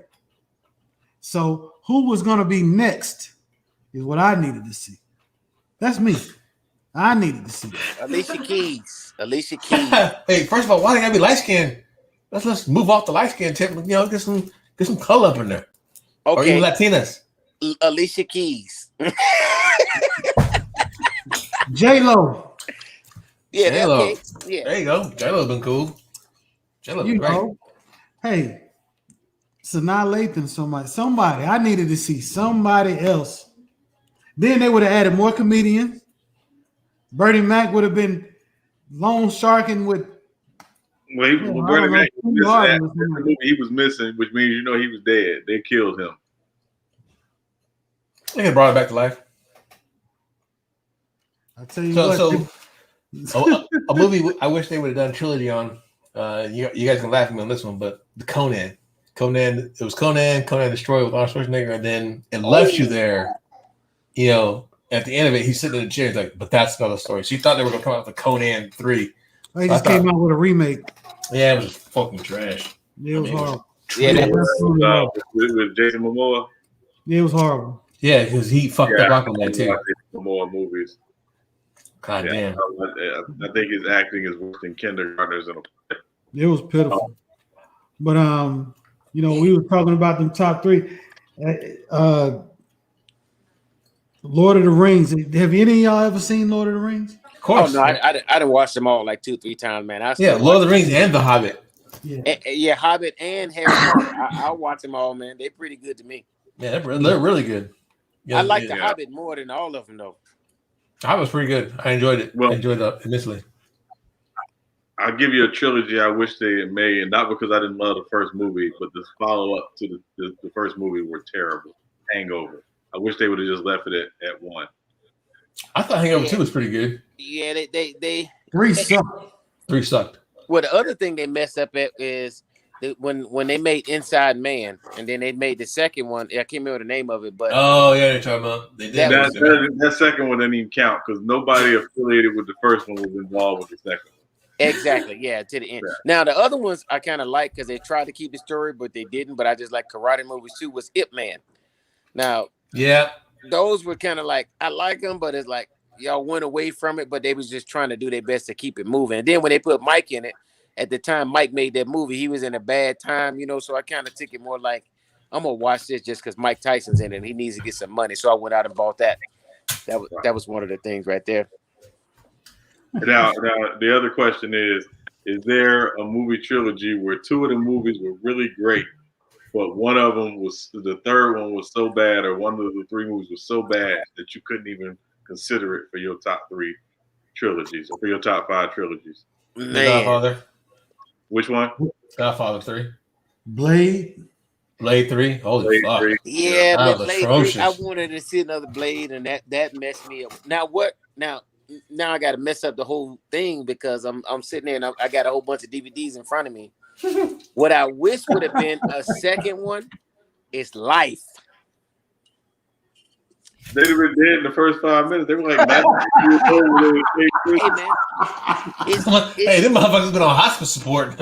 Hey, just with them being old. Hey, you remember what was it, old grandpas or whatever the one? He want to see 2 more niggas get locked up. Hey, what's that motherfucker name? The one that played Lean on Me. What's his name? Morgan Freeman. Well, Morgan Freeman just made a movie about them being old when he snuck out the house and they went to the casino. I'm pretty sure that Martin. No, they were old, but they weren't geriatric. That's what I'm saying. Yeah, Martin and Eddie Murphy could have made that happen, man. They could have made it happen. By the time that movie had been so short. Yeah. Think about how the life ended. They was at the stadium. They couldn't barely stand up to do the wave. I think they on their last leg. That's what would have made us laugh because we'd have been looking at ourselves in the future. They was ready to head to that upper room for real. Matter of fact, you just made me think. The Back to the Future ones, that trilogies was good. 1, 2, and 3 were really good. Yeah, those are good. Third one was. But Godfather 3 was. But I'm saying the first 2 Godfathers. I mean, it was. I'm sorry, it wasn't. It was. That shit was long. The first 2 Godfathers were so great that it almost made up for the fact that 3 wasn't that good. So here's a movie that I wish they would have made a trilogy on. Was the Raid Redemption 1 and Raid Redemption 2. I thought they could have made a Raid Redemption 3. Didn't have to be the same characters, but Raid Redemption. Whoop! We're talking about some brutality at its finest. Raid Redemption and the Raid 2. Yeah. Oh man. Woo. And I'll tell you another one I like. It's not even a trilogy, it's more than a trilogy. I love the Mission Impossible movies, except for number 2. Really? Yeah, I didn't like number 2. I kind of like all of them. I did. They haven't had too many bad ones, man. Yeah. They haven't had too many bad ones, but number 2 to me of that entire series is the worst one. Yeah, I mean so. Yeah, it's not. Yeah, but the last one was really good. The last 2 were good. The last two were good. But the third last one 3 was the best one. The one with Philip Seymour Hoffman as the villain. That's the best Mission Impossible to me. Like he brought it. But you can almost break that up to where it was, two separate trilogies. Two separate trilogies, yeah. Because Ghost Protocol with my girl, what's her name? Paul Patton. Whew. Yeah, I don't remember the name. Yeah, but I like all of the Mission Impossible. They was pretty good. But I like the Transporters also. They was pretty good. Transport 1 2 is pretty good. I didn't see 3 though. That one wasn't that great, but it was all right. It was just a good movie to watch. That was it's a movie on, so watch it. But yeah. And then the other ones I like too. Just me, I like the little Mockingjay ones, the ones where they was doing that. Oh yeah. Hunger Games. Yeah, that's I actually forgot about that one. Mm-hmm. I liked all of those. I ain't never seen one of them. I like the really? You never seen the Hunger Games? Outstanding, Cisco. Never seen the Hunger Games? You might actually like the books more than the movies, Cisco. I read the books. Yeah. Yeah, see, I don't read, man. Like if it got more than 5 pages, I can't mess with it. If it got a summary, I'll tell you what the summary is. But as far as like, yeah, don't read the promise. Don't try to read the Promised Land because that's got way more than 5 pages. I promise you. Promised Land, you won't try to meet. I don't even read a promise. You talking about the land? I tell you another book you don't want to read. Then is The Life of Pi. What is that? Even though it was an excellent book. Yeah. It's a I wouldn't call it a Bollywood. It's a Hollywood movie about a guy who's stuck on a boat with a tiger. Pretty much. Yeah, but all right. Yeah, the only one I've been interested in reading, I keep telling it's 2 books in my life. So I did we did firefighting in Idaho back in 2000 with this guy named Tony Petrilli. He was one of the original smoke jumpers that jumped into this thing, and it was called Fire on the Mountain. I think John McCain wrote it. So when I went out there and did this firefighting, the guy that survived, it was him, and I think it was like 13 or 14 smoke jumpers jumped into the mountain, and only like 3 of them survived. And come to find out, the guy that we went out there and we was with him, he was one of the guys that survived. His book and then the Malcolm X autobiography. Them the only 2 books that kind of tell me like I've read Malcolm X. I want to read, but I can't find it, man. I didn't took doggone pre-workouts and everything trying to read a book. It just won't happen, man. My brain just don't. It's like that old Luther. It just don't curl quite right, man. I can't do it. I tell you a book you won't put down. And it's long. It's about 600 pages. And you won't put it down. You won't put it down. Which one is that? Let me see. The the autobiography of Mike Tyson. See, and I like Mike. I don't know if y'all seen his stand-up. Y'all seen his stand-up? His book is like watching a movie. Yeah, I might have to try that one. It is the things that Mike Tyson did in his life that nobody knows about is in that book. It is unbelievable. Unbelievable. Which one is that one? That's Outlier. That's a good book. Malcolm Gladwell. So you know what? Because we got top 5. We got top 5. I gotta start reading, man. I want to know top 5 books you've ever read. And then we're gonna close this thing out. Top 5 you ever read.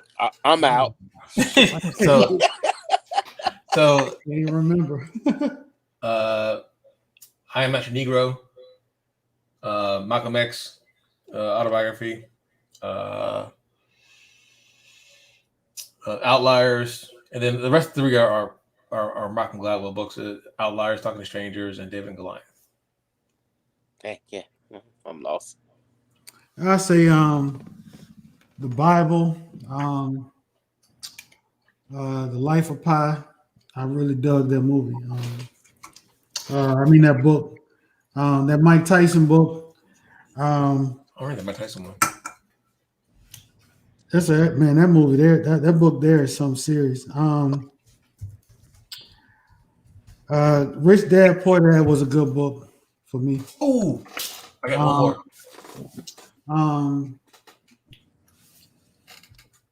Shoot, I done read a lot of books. Damn, y'all make me feel bad. Can't think of number 5, not yet.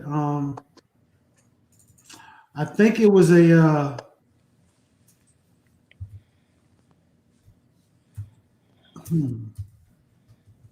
man, it was a John Gresham book.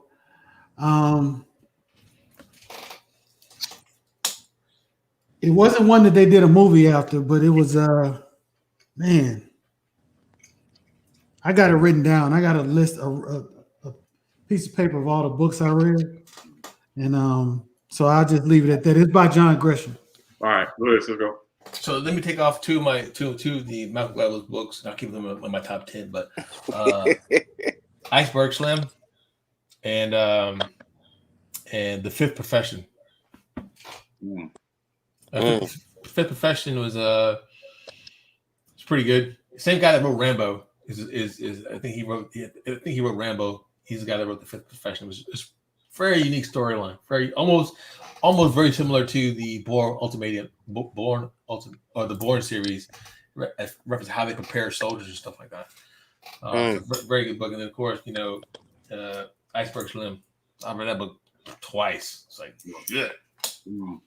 So I gotta find my Tyson book because the way MC talked about it. Yeah. Carl, you said you only read 2 books. Read 2 books. Dude, I ain't read no books. I'm telling you, man. When I graduated and I seen a couple of my teachers, and they was talking about like, oh my God, you wrote the best book reports. And I told her, I said, look here, Miss Johnson, I only read the first 10 pages, the middle 10, the last 10, and the summary, and I can write any book report you want. But I have never. Me and my wife actually talked about this earlier today. She said, "Oh my God, you're so smart. You can just remember this." I was like, "No, I can't. If I read 20 pages and I get to 25, I got to start back at 1 because I don't remember the character, who they were, or nothing. Right. I have to read stuff 4 or 5 times, man. So I just don't have no book reading. Is not in my forte, man. You should because of all the stuff you went through in Iraq and Afghanistan. No, I don't know, man. My brain just don't work well, man. I need some ginkgo biloba. Nah, he's telling you that's the reason. He's telling you that's the reason. Yeah. That might be too, man. They're like, I don't know, man. If I get some ginkgo biloba, maybe I'll be able to do it. They say that's a work for you. That shit don't work. Yeah.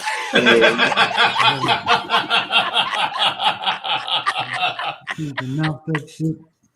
Oh God. That's a no offense to the light-skinned people. That's a black man. That's a black man's excuse for everything. We can't remember shit.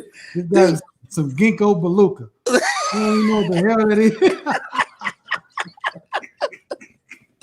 Hey, look at Cisco looking at the screen, man. I'm looking at you motherfuckers. That's what I'm looking at.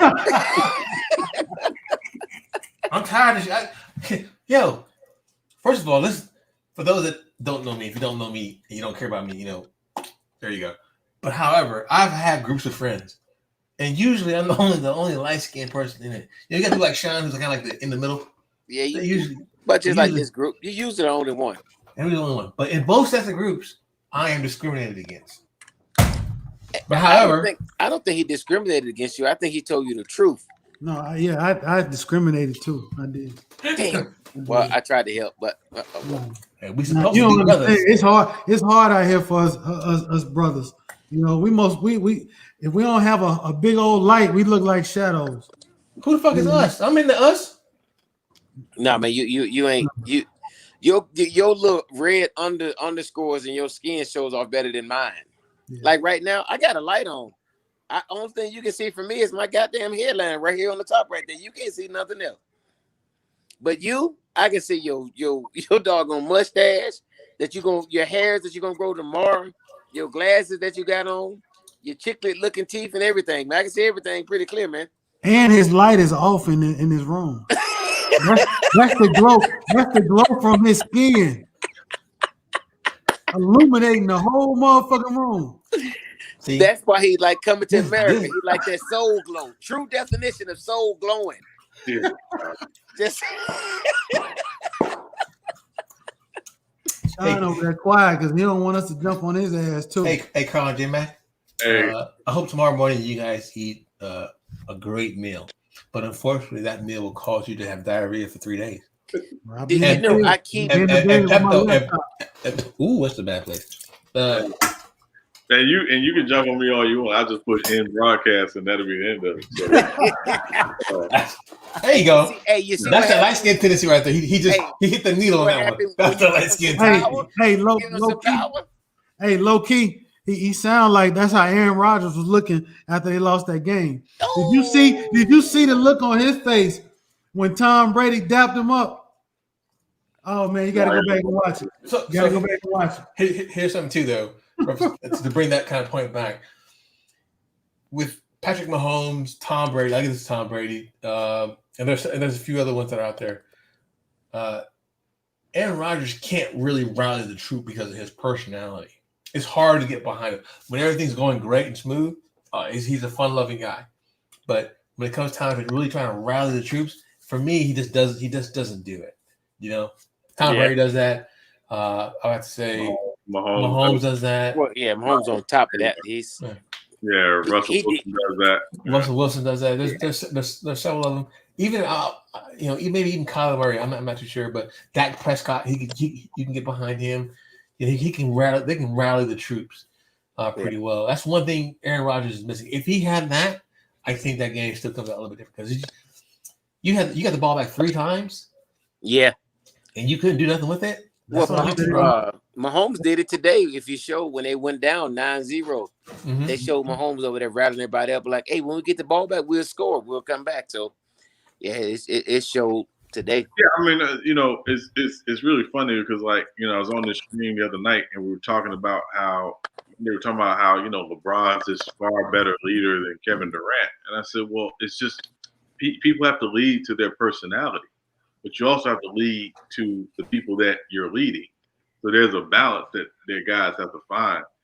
Some guys figure it out earlier, some guys figure it out later. But, at the end of the day, I don't know if, I don't think Aaron Rodgers is ever going to be a rah-rah guy. But I just think, he just tries to set the example with his work ethic and expects guys to follow it.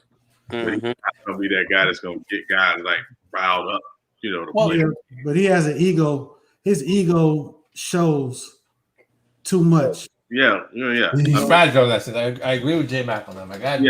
I'll tell you this. I think it was. I want to say it was Greg Jennings or whatever. He was saying during Rodgers' rookie year, they were in team meetings or whatever, and the coaches are asking questions, and Aaron is basically jumping up, answering the questions, all the questions, trying to show everybody how smart he is. And guys Aaron, shut the fuck up.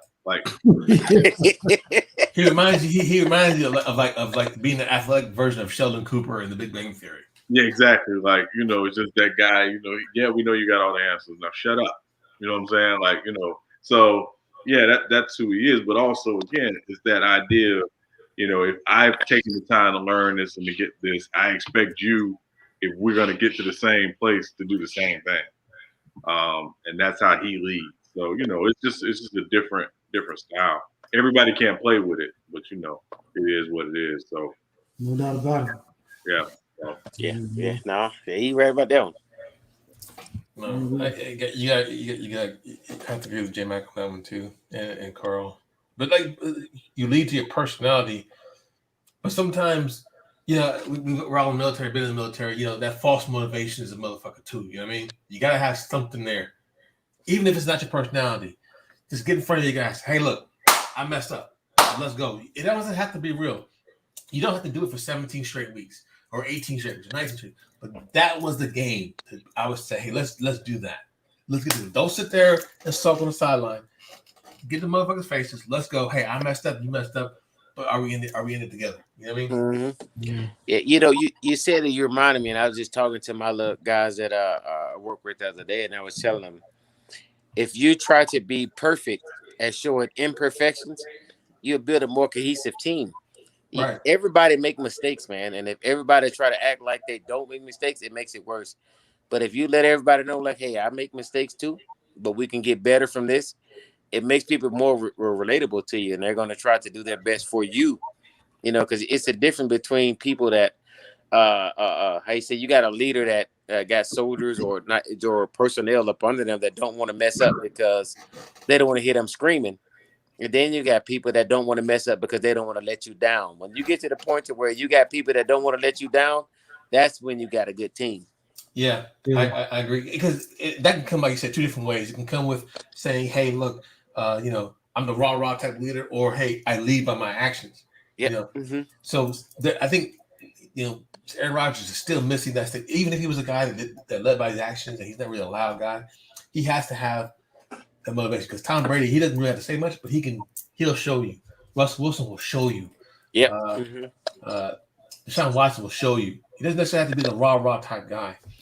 But if Yeah, I mean, how many times as a enlisted soldier in your career that you can always tell those officers who have been prior enlisted because they get down to the dirt with you, right? And when you see your officer do that or your supervisor do that, it motivates you more to work this a little bit harder because I see him get in the dirt, so I have no reason not to get in the dirt. That's just my take on that. No, we went off topic on that one. Yeah, I agree totally. Thing about Aaron Rodgers, the difference between him and Tom Brady is we can talk about how, the different things that we dislike about him, but you see him visibly on the field interacting with his teammates that you can tell comes from interacting with his teammates in the locker room, Yes, in practice, in different off the field. Aaron Rodgers doesn't strike me as the type, other than taking out a few linemen. He's not really interacting with the team like that. Good point, J-Mac. Good point. Because I forgot what game it was. I think it was the second New Orleans game. And him and Mike Evans were not on the same page at all. But you saw him go over to Mike and say, hey, what's up? What's going down? What are we doing wrong? What am I doing? You saw it. You don't know what was said, but you saw after he threw that interception? Yeah. It wasn't a bad throw. Yeah, it wasn't a screaming match, but it was like, hey, look, I would want to do the same thing if I made that same mistake. It was a bad throw on my part. Just, hey, look, obviously we weren't reading each other. We were expecting different things. Let's communicate a little better. And it seems to have benefited Mike Evans. A light-skinned person. Light-skinned. Patrick Mahomes, light-skinned. We're both biracial, so I think that's different. Whoa. Stop. The light-skinned. But I think they're both biracial. I think it's different. No. Light skin. We encompass all. Go ahead. No, it's different. It's not different. It's not different, bro. It's not different. It is different. No, because you walk into the club, the first one y'all staring at is us, whether we biracial or not. That's not true. That's not true. Yes, you are. Yes, you are. That's not true. That's not true. Because it depends on what club you walk in. If they walk into a country club, they're gonna get the look. First of all, if they go into a country club and they be playing ding. Who's like here? No. First of all, I've been to country clubs at Fort Hood. Carl, you know what I'm talking about. So I've been to those because there was nothing else to do in Killeen, Texas. Fuck all y'all. I don't have a color preference when I go into a strip club. When I used to go into a strip club.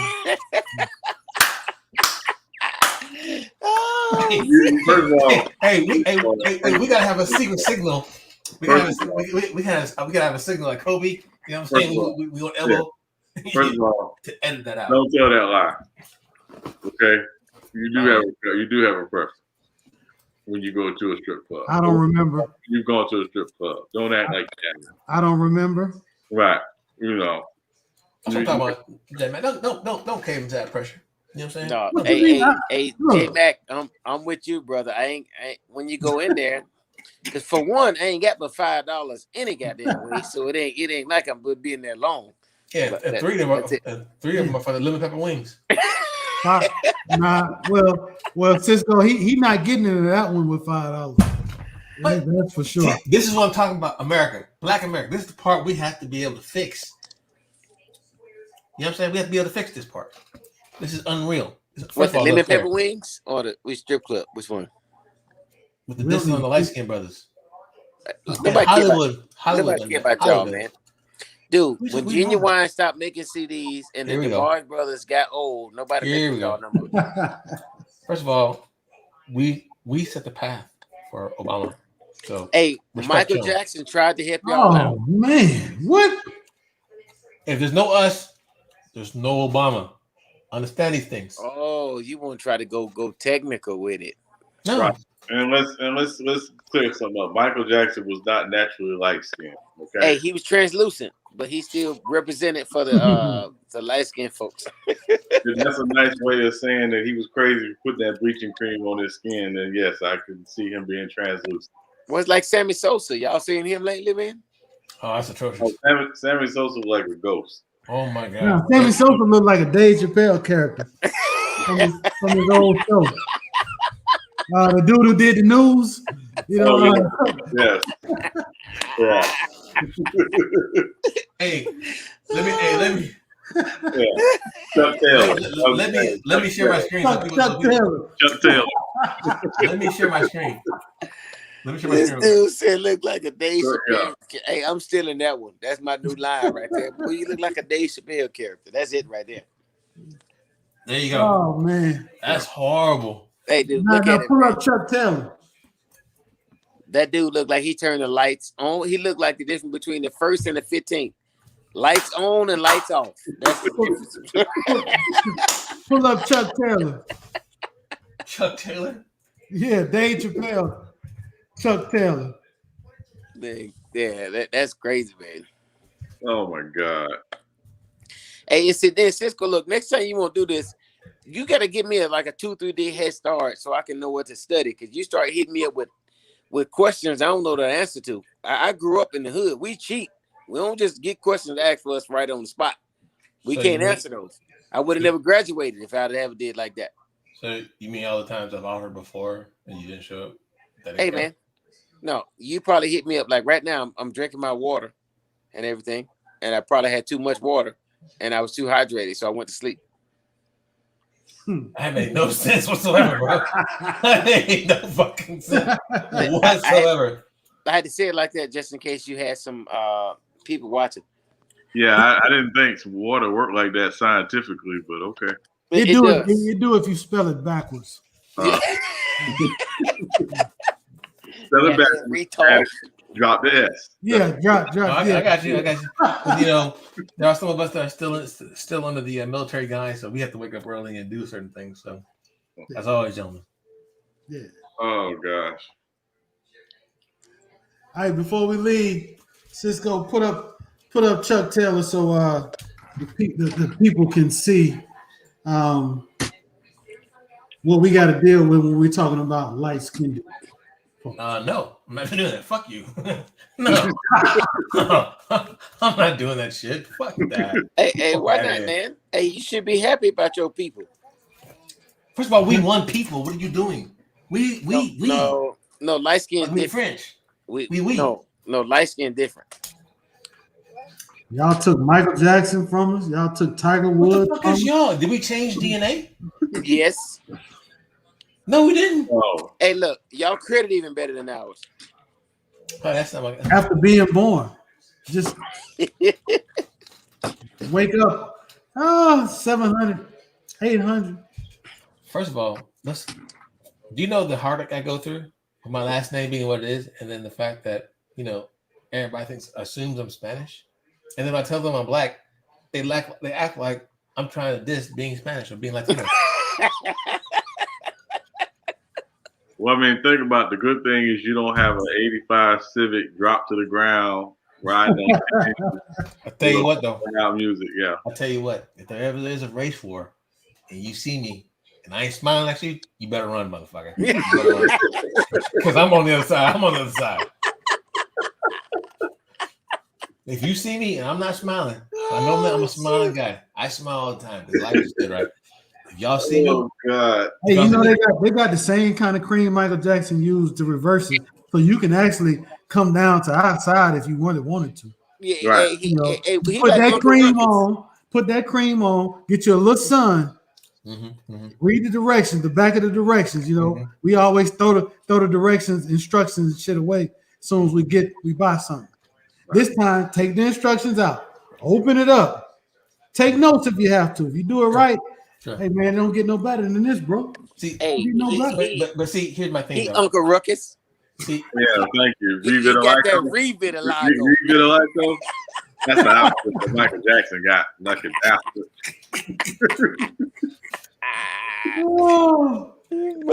Uncle Ruckus. First of all, I enjoy running around my neighborhood without having to be stopped. So that's okay. I'm good to go with that one. Yeah. Yeah. See, Yeah. You know. I like that. I like being looked at and smiled at, not just looked at and it's moved good. away. But you know, when you come back home, when you put in that credit application and you got to put that little block up there that says black. I put other really. I'm just glad. Hey, I'm just glad you was with us, so you got an alibi. So they ain't coming looking for you from one of the people that rushed that White House that day, the Capitol building. You was with us. I vouch for you. I'm saying it live. He was with us. First of all, there was some darkies up in that motherfucker. It wasn't no light skinned people up there. I was at a family barbecue. Yeah. Hey, on the news though today, I did see two darkies that surprised me. I was like, wow. Hey, hold up. When the fuck? I thought we were talking AFC, NFC championship. Why are we talking about me? And light skinned people? Because you did just like what normally we do at the family barbecue. Yeah. The narrative changes depending on what we drinking. Yeah, I'm never gonna bite your ass again, Carl. How about that? You never did anyway. I just ended up coming in. Yes, I did. Yes, I did. I invited you several and then times. ended up knowing you was doing a cookout. What? I said you never invited me. I always came to your house to bar or something, and then that's when I saw you was having a cookout. Hey, true story. Carl actually taught me how to barbecue. He taught me how to barbecue. So I didn't know how to smoke. So I say, man, the smoke is not the wood is not burning right. So what I did, right? I had a slab of ribs, and I did my 2-zone. I set my 2-zone up, and then I had the coals going, and then I had the water pan. But I had the water pan with the wood inside the water pan. Oh yeah, that's how that works. Trying to smoke the fucking. Yeah, that's not how that works. Yeah. Now you can pre-smoke your wood chips. Right. I got that now. I got that. Yeah. But yeah, so the pan, for those that don't know, when you're smoking, you want to have you don't have to, but you ain't trying to give advice. You have to have a drink. You have to have a drink. I don't get water in it. Yeah. I don't get it, Cisco. Huh? I don't get it. What are you talking about? You just explained to us how you put wood in some water. Yeah. Then you said, for those who don't know, this is how you're supposed to do this. No, I didn't say that. What I said was that's life-skinned privilege right there. I know I fucked up, but I'm still telling you what you need to do. That's what I'm saying. I'm saying I fucked up. I'm saying I was first of all, I was giving credit to you dark people and saying, hey, look, hey, he taught me how to fucking barbecue. And how he taught me was I said I was trying to smoke some ribs, but it's how you're supposed to have when you your grill for 2-zone, you normally have the water over the coals and then you put the wood on the coals. But I didn't know that. I also decided to check YouTube for some strange reason. So I decided to put the wood in the water pan that was on top of the coal. Trying to smoke some ribs. That's what I'm telling you. I messed up. And I needed help. And I said, Carl, thank you. He helped me out. And said, no worries. I appreciate it. And ever since then, I've been barbecuing. Hey, I'm gonna give you something new. I told a guy just had made a custom grill from the other day. And it's something I figured out just from watching some stuff the other day, man. When next time y'all barbecue, now they're hard to find, but take y'all ass out there and go find you. You don't need but maybe 1 or 2 coconuts, depending on how much y'all are trying to do. Go bust that coconut open, man, and throw it in that wood when you're getting ready to smoke it. I promise you, when you get that flavor out of that sucker, it'd be like something you never tasted before in your life, man. A regular coconut, just bust it open and throw it in there just like your regular wood. That's all I'm gonna tell you right there. I'm gonna write that down. I'm telling you, man. I'm damn sure gonna try it. That coconut right there, man. It puts a sweeter smoke into that doggone meat. I'm telling you, you're gonna be slapping everybody in there. So if you got your wife, you better tell her go get a pre-dub. You better get a pre-dub right now, because you're gonna be in there slapping everybody as soon as you taste that doggone food, man. All right. Hey, so next we're gonna do another episode. We're talking about barbecue, and we gotta definitely have Carl back. Yeah, definitely. We're definitely gonna be talking about like tailgating foods and stuff like that, things of that nature. Because I'm interested in seeing what other cultures are doing on their Sundays, their Super Bowl Sundays and their weekends. Oh yeah. Well, you gotta figure the blacks and Latinos, we're gonna be similar no matter what. We're gonna be similar as others. Mm-hmm. And I would say Filipinos would be different, but to me, they're just I can't say that. Hey, you gotta go sleep at night, but be careful. Yeah, so they're the best. Filipinos are the best. Hey, there you go. That makes sense right there. Yeah. But I tell you something today. I smoked some little chicken wings for about like 2.5 hours. Mm-hmm. And then I brought them in the house and I fried them in some regular old peanut oil, just like old country folks do. Probably for about 15, 20 minutes longer than you normally would. Yeah. And then I put them in some buffalo sauce and made just like some chicken wings. Mm-hmm. I promise you, man, best buffalo wings I ever had, man. Yeah, I've done that. Smoke flavor, buffalo wings, but the peanut oil gives it a different flavor. So that peanut oil, it's a higher burning point, so you got to cook it a little bit longer. So you got to have that peanut oil on and hot already. I didn't know that too. I didn't know that. So when I first tried it, I did because I smoked the chicken wings with pecan flavor and hickory. I smoked them for about 15 minutes at a low temp. Right when they got brown, started getting brown. I took them off the grill, and put them in the buttermilk. Had my seasoning and the flour, whatever like that. Then I did it. But the first batch, I did it when the peanut oil was too hot. I didn't know that. You actually have to turn it down just so it doesn't. They do that. It's the flash, but I've done that before, man. It's really good. Smoked fried wings. That's some of the. Yes. Yeah. I mean, that's because when you bite into it, you get that initial flavor, whatever spices that you're using. But then when you get to that meat part, that the smoke, whatever the hickory or the apple or the pecan, that flavor just carries it in. That's pretty fucking good. Yeah, I gotta try, man. Man. That's root beer wings too. Root beer wings are really, really good. Mm-hmm. Barbecue. Man, we really got top on this one. I'm hungry. Yeah, it went from sports to barbecue. Now I got my fat ass got to go find something to eat downstairs because I ate all my damn wings up early. Yeah, for sure. It's all good, man. I got you. But for sure. Hey, well, listen, it's been a great talk, great recap. Initial response to the NFC and AFC championship games. I don't know if we'll be going live tomorrow night. Let's go. And great to show how America, how divided we are. But that's neither here nor there. Right, yeah, we may edit this part out at some point, but that's neither here nor there.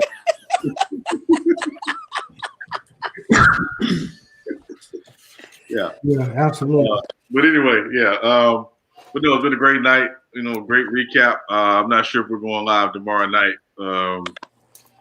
Just really depends if we want to do go live tomorrow night and kind of have to give ourselves a night to sleep on these games and come back with some more interesting and intriguing takes, and also allowing in some folks who weren't available tonight to come in and chime in. But yeah, it's been a great night, and really appreciate it. Learned a lot. Some things I didn't want to learn.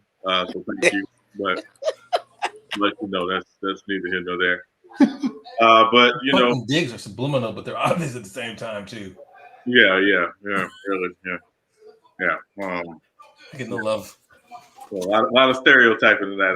That made me very uncomfortable. It made you uncomfortable? Yeah. No, it was. I'm sitting here and I'm like, this is really uncomfortable. Like, it's just there's certain things I just don't want people to know about us. I really don't. I'd rather them just think it, not us confirm. J-Mac, mark this down. This is the time where he leaves us for ESPN. First of all, I would never leave you off for ESPN. NBC Sports maybe, but ESPN no. No, I'm not going to that Disney ass network. Damn well if ESPN called him tonight. First of all, they ain't the way. First of all, they ain't gonna work me like a dog and not pay me. They have people on. You be on ESPN 1, 2, 3, ESPNU, ESPN Deportes, ESPN Radio. I can fit all of them too, bro. Deportes. They had you up there like muchas gracias. and all this other stuff. Like, no, I ain't gonna do that. No, they working it. That's why Stephen A. Smith got 9 shows on ESPN. They working him like a dog. Yeah, man, he do too. I saw that when he had the little baby Stephen A. Yeah, exactly. Like, I'm not going over there. No, they work. Damn, they put your ass to work too. Yeah, I'm good. Looks like Amazon, bro. I won't. The problem is, I know I wouldn't last a week over there because the moment I say something, they're gonna be like, too controversial. We don't do that on this Disney network. Yeah, I'm good. Yeah, they can have it. But yeah, anyway, I don't know. Are we going live tomorrow night? Hey, it's whatever. Just whatever. We got to probably talk some basketball tomorrow. I don't know. Yeah, we do probably need to talk some basketball, but obviously, we got some people that want to come in and, again, recap tonight's games or today's games. Might not be a bad idea. So. But however, if we talk barbecue again, I did not commit the cardinal sin when it comes to smoking ribs as our boy JR did. Oh, that's next time. That's the next time. When JR comes on, ask him about the cardinal sin. There's definitely a learning lesson, a cardinal sin, and then deny you did it when it came off your grill. But that's neither here nor there. Yeah, that's horrible. All right, making a mental note. Yeah, definitely making a mental note of that. But appreciate Carl jumping in, joining us tonight on U3 Sports Talk. And again, if you haven't, please remember to like, subscribe, turn on your notifications so whenever we post new videos, content, or go live, you will be the first to know. Yeah. Gotcha. Yeah. I got to go figure out how to do that myself. I don't know how to read.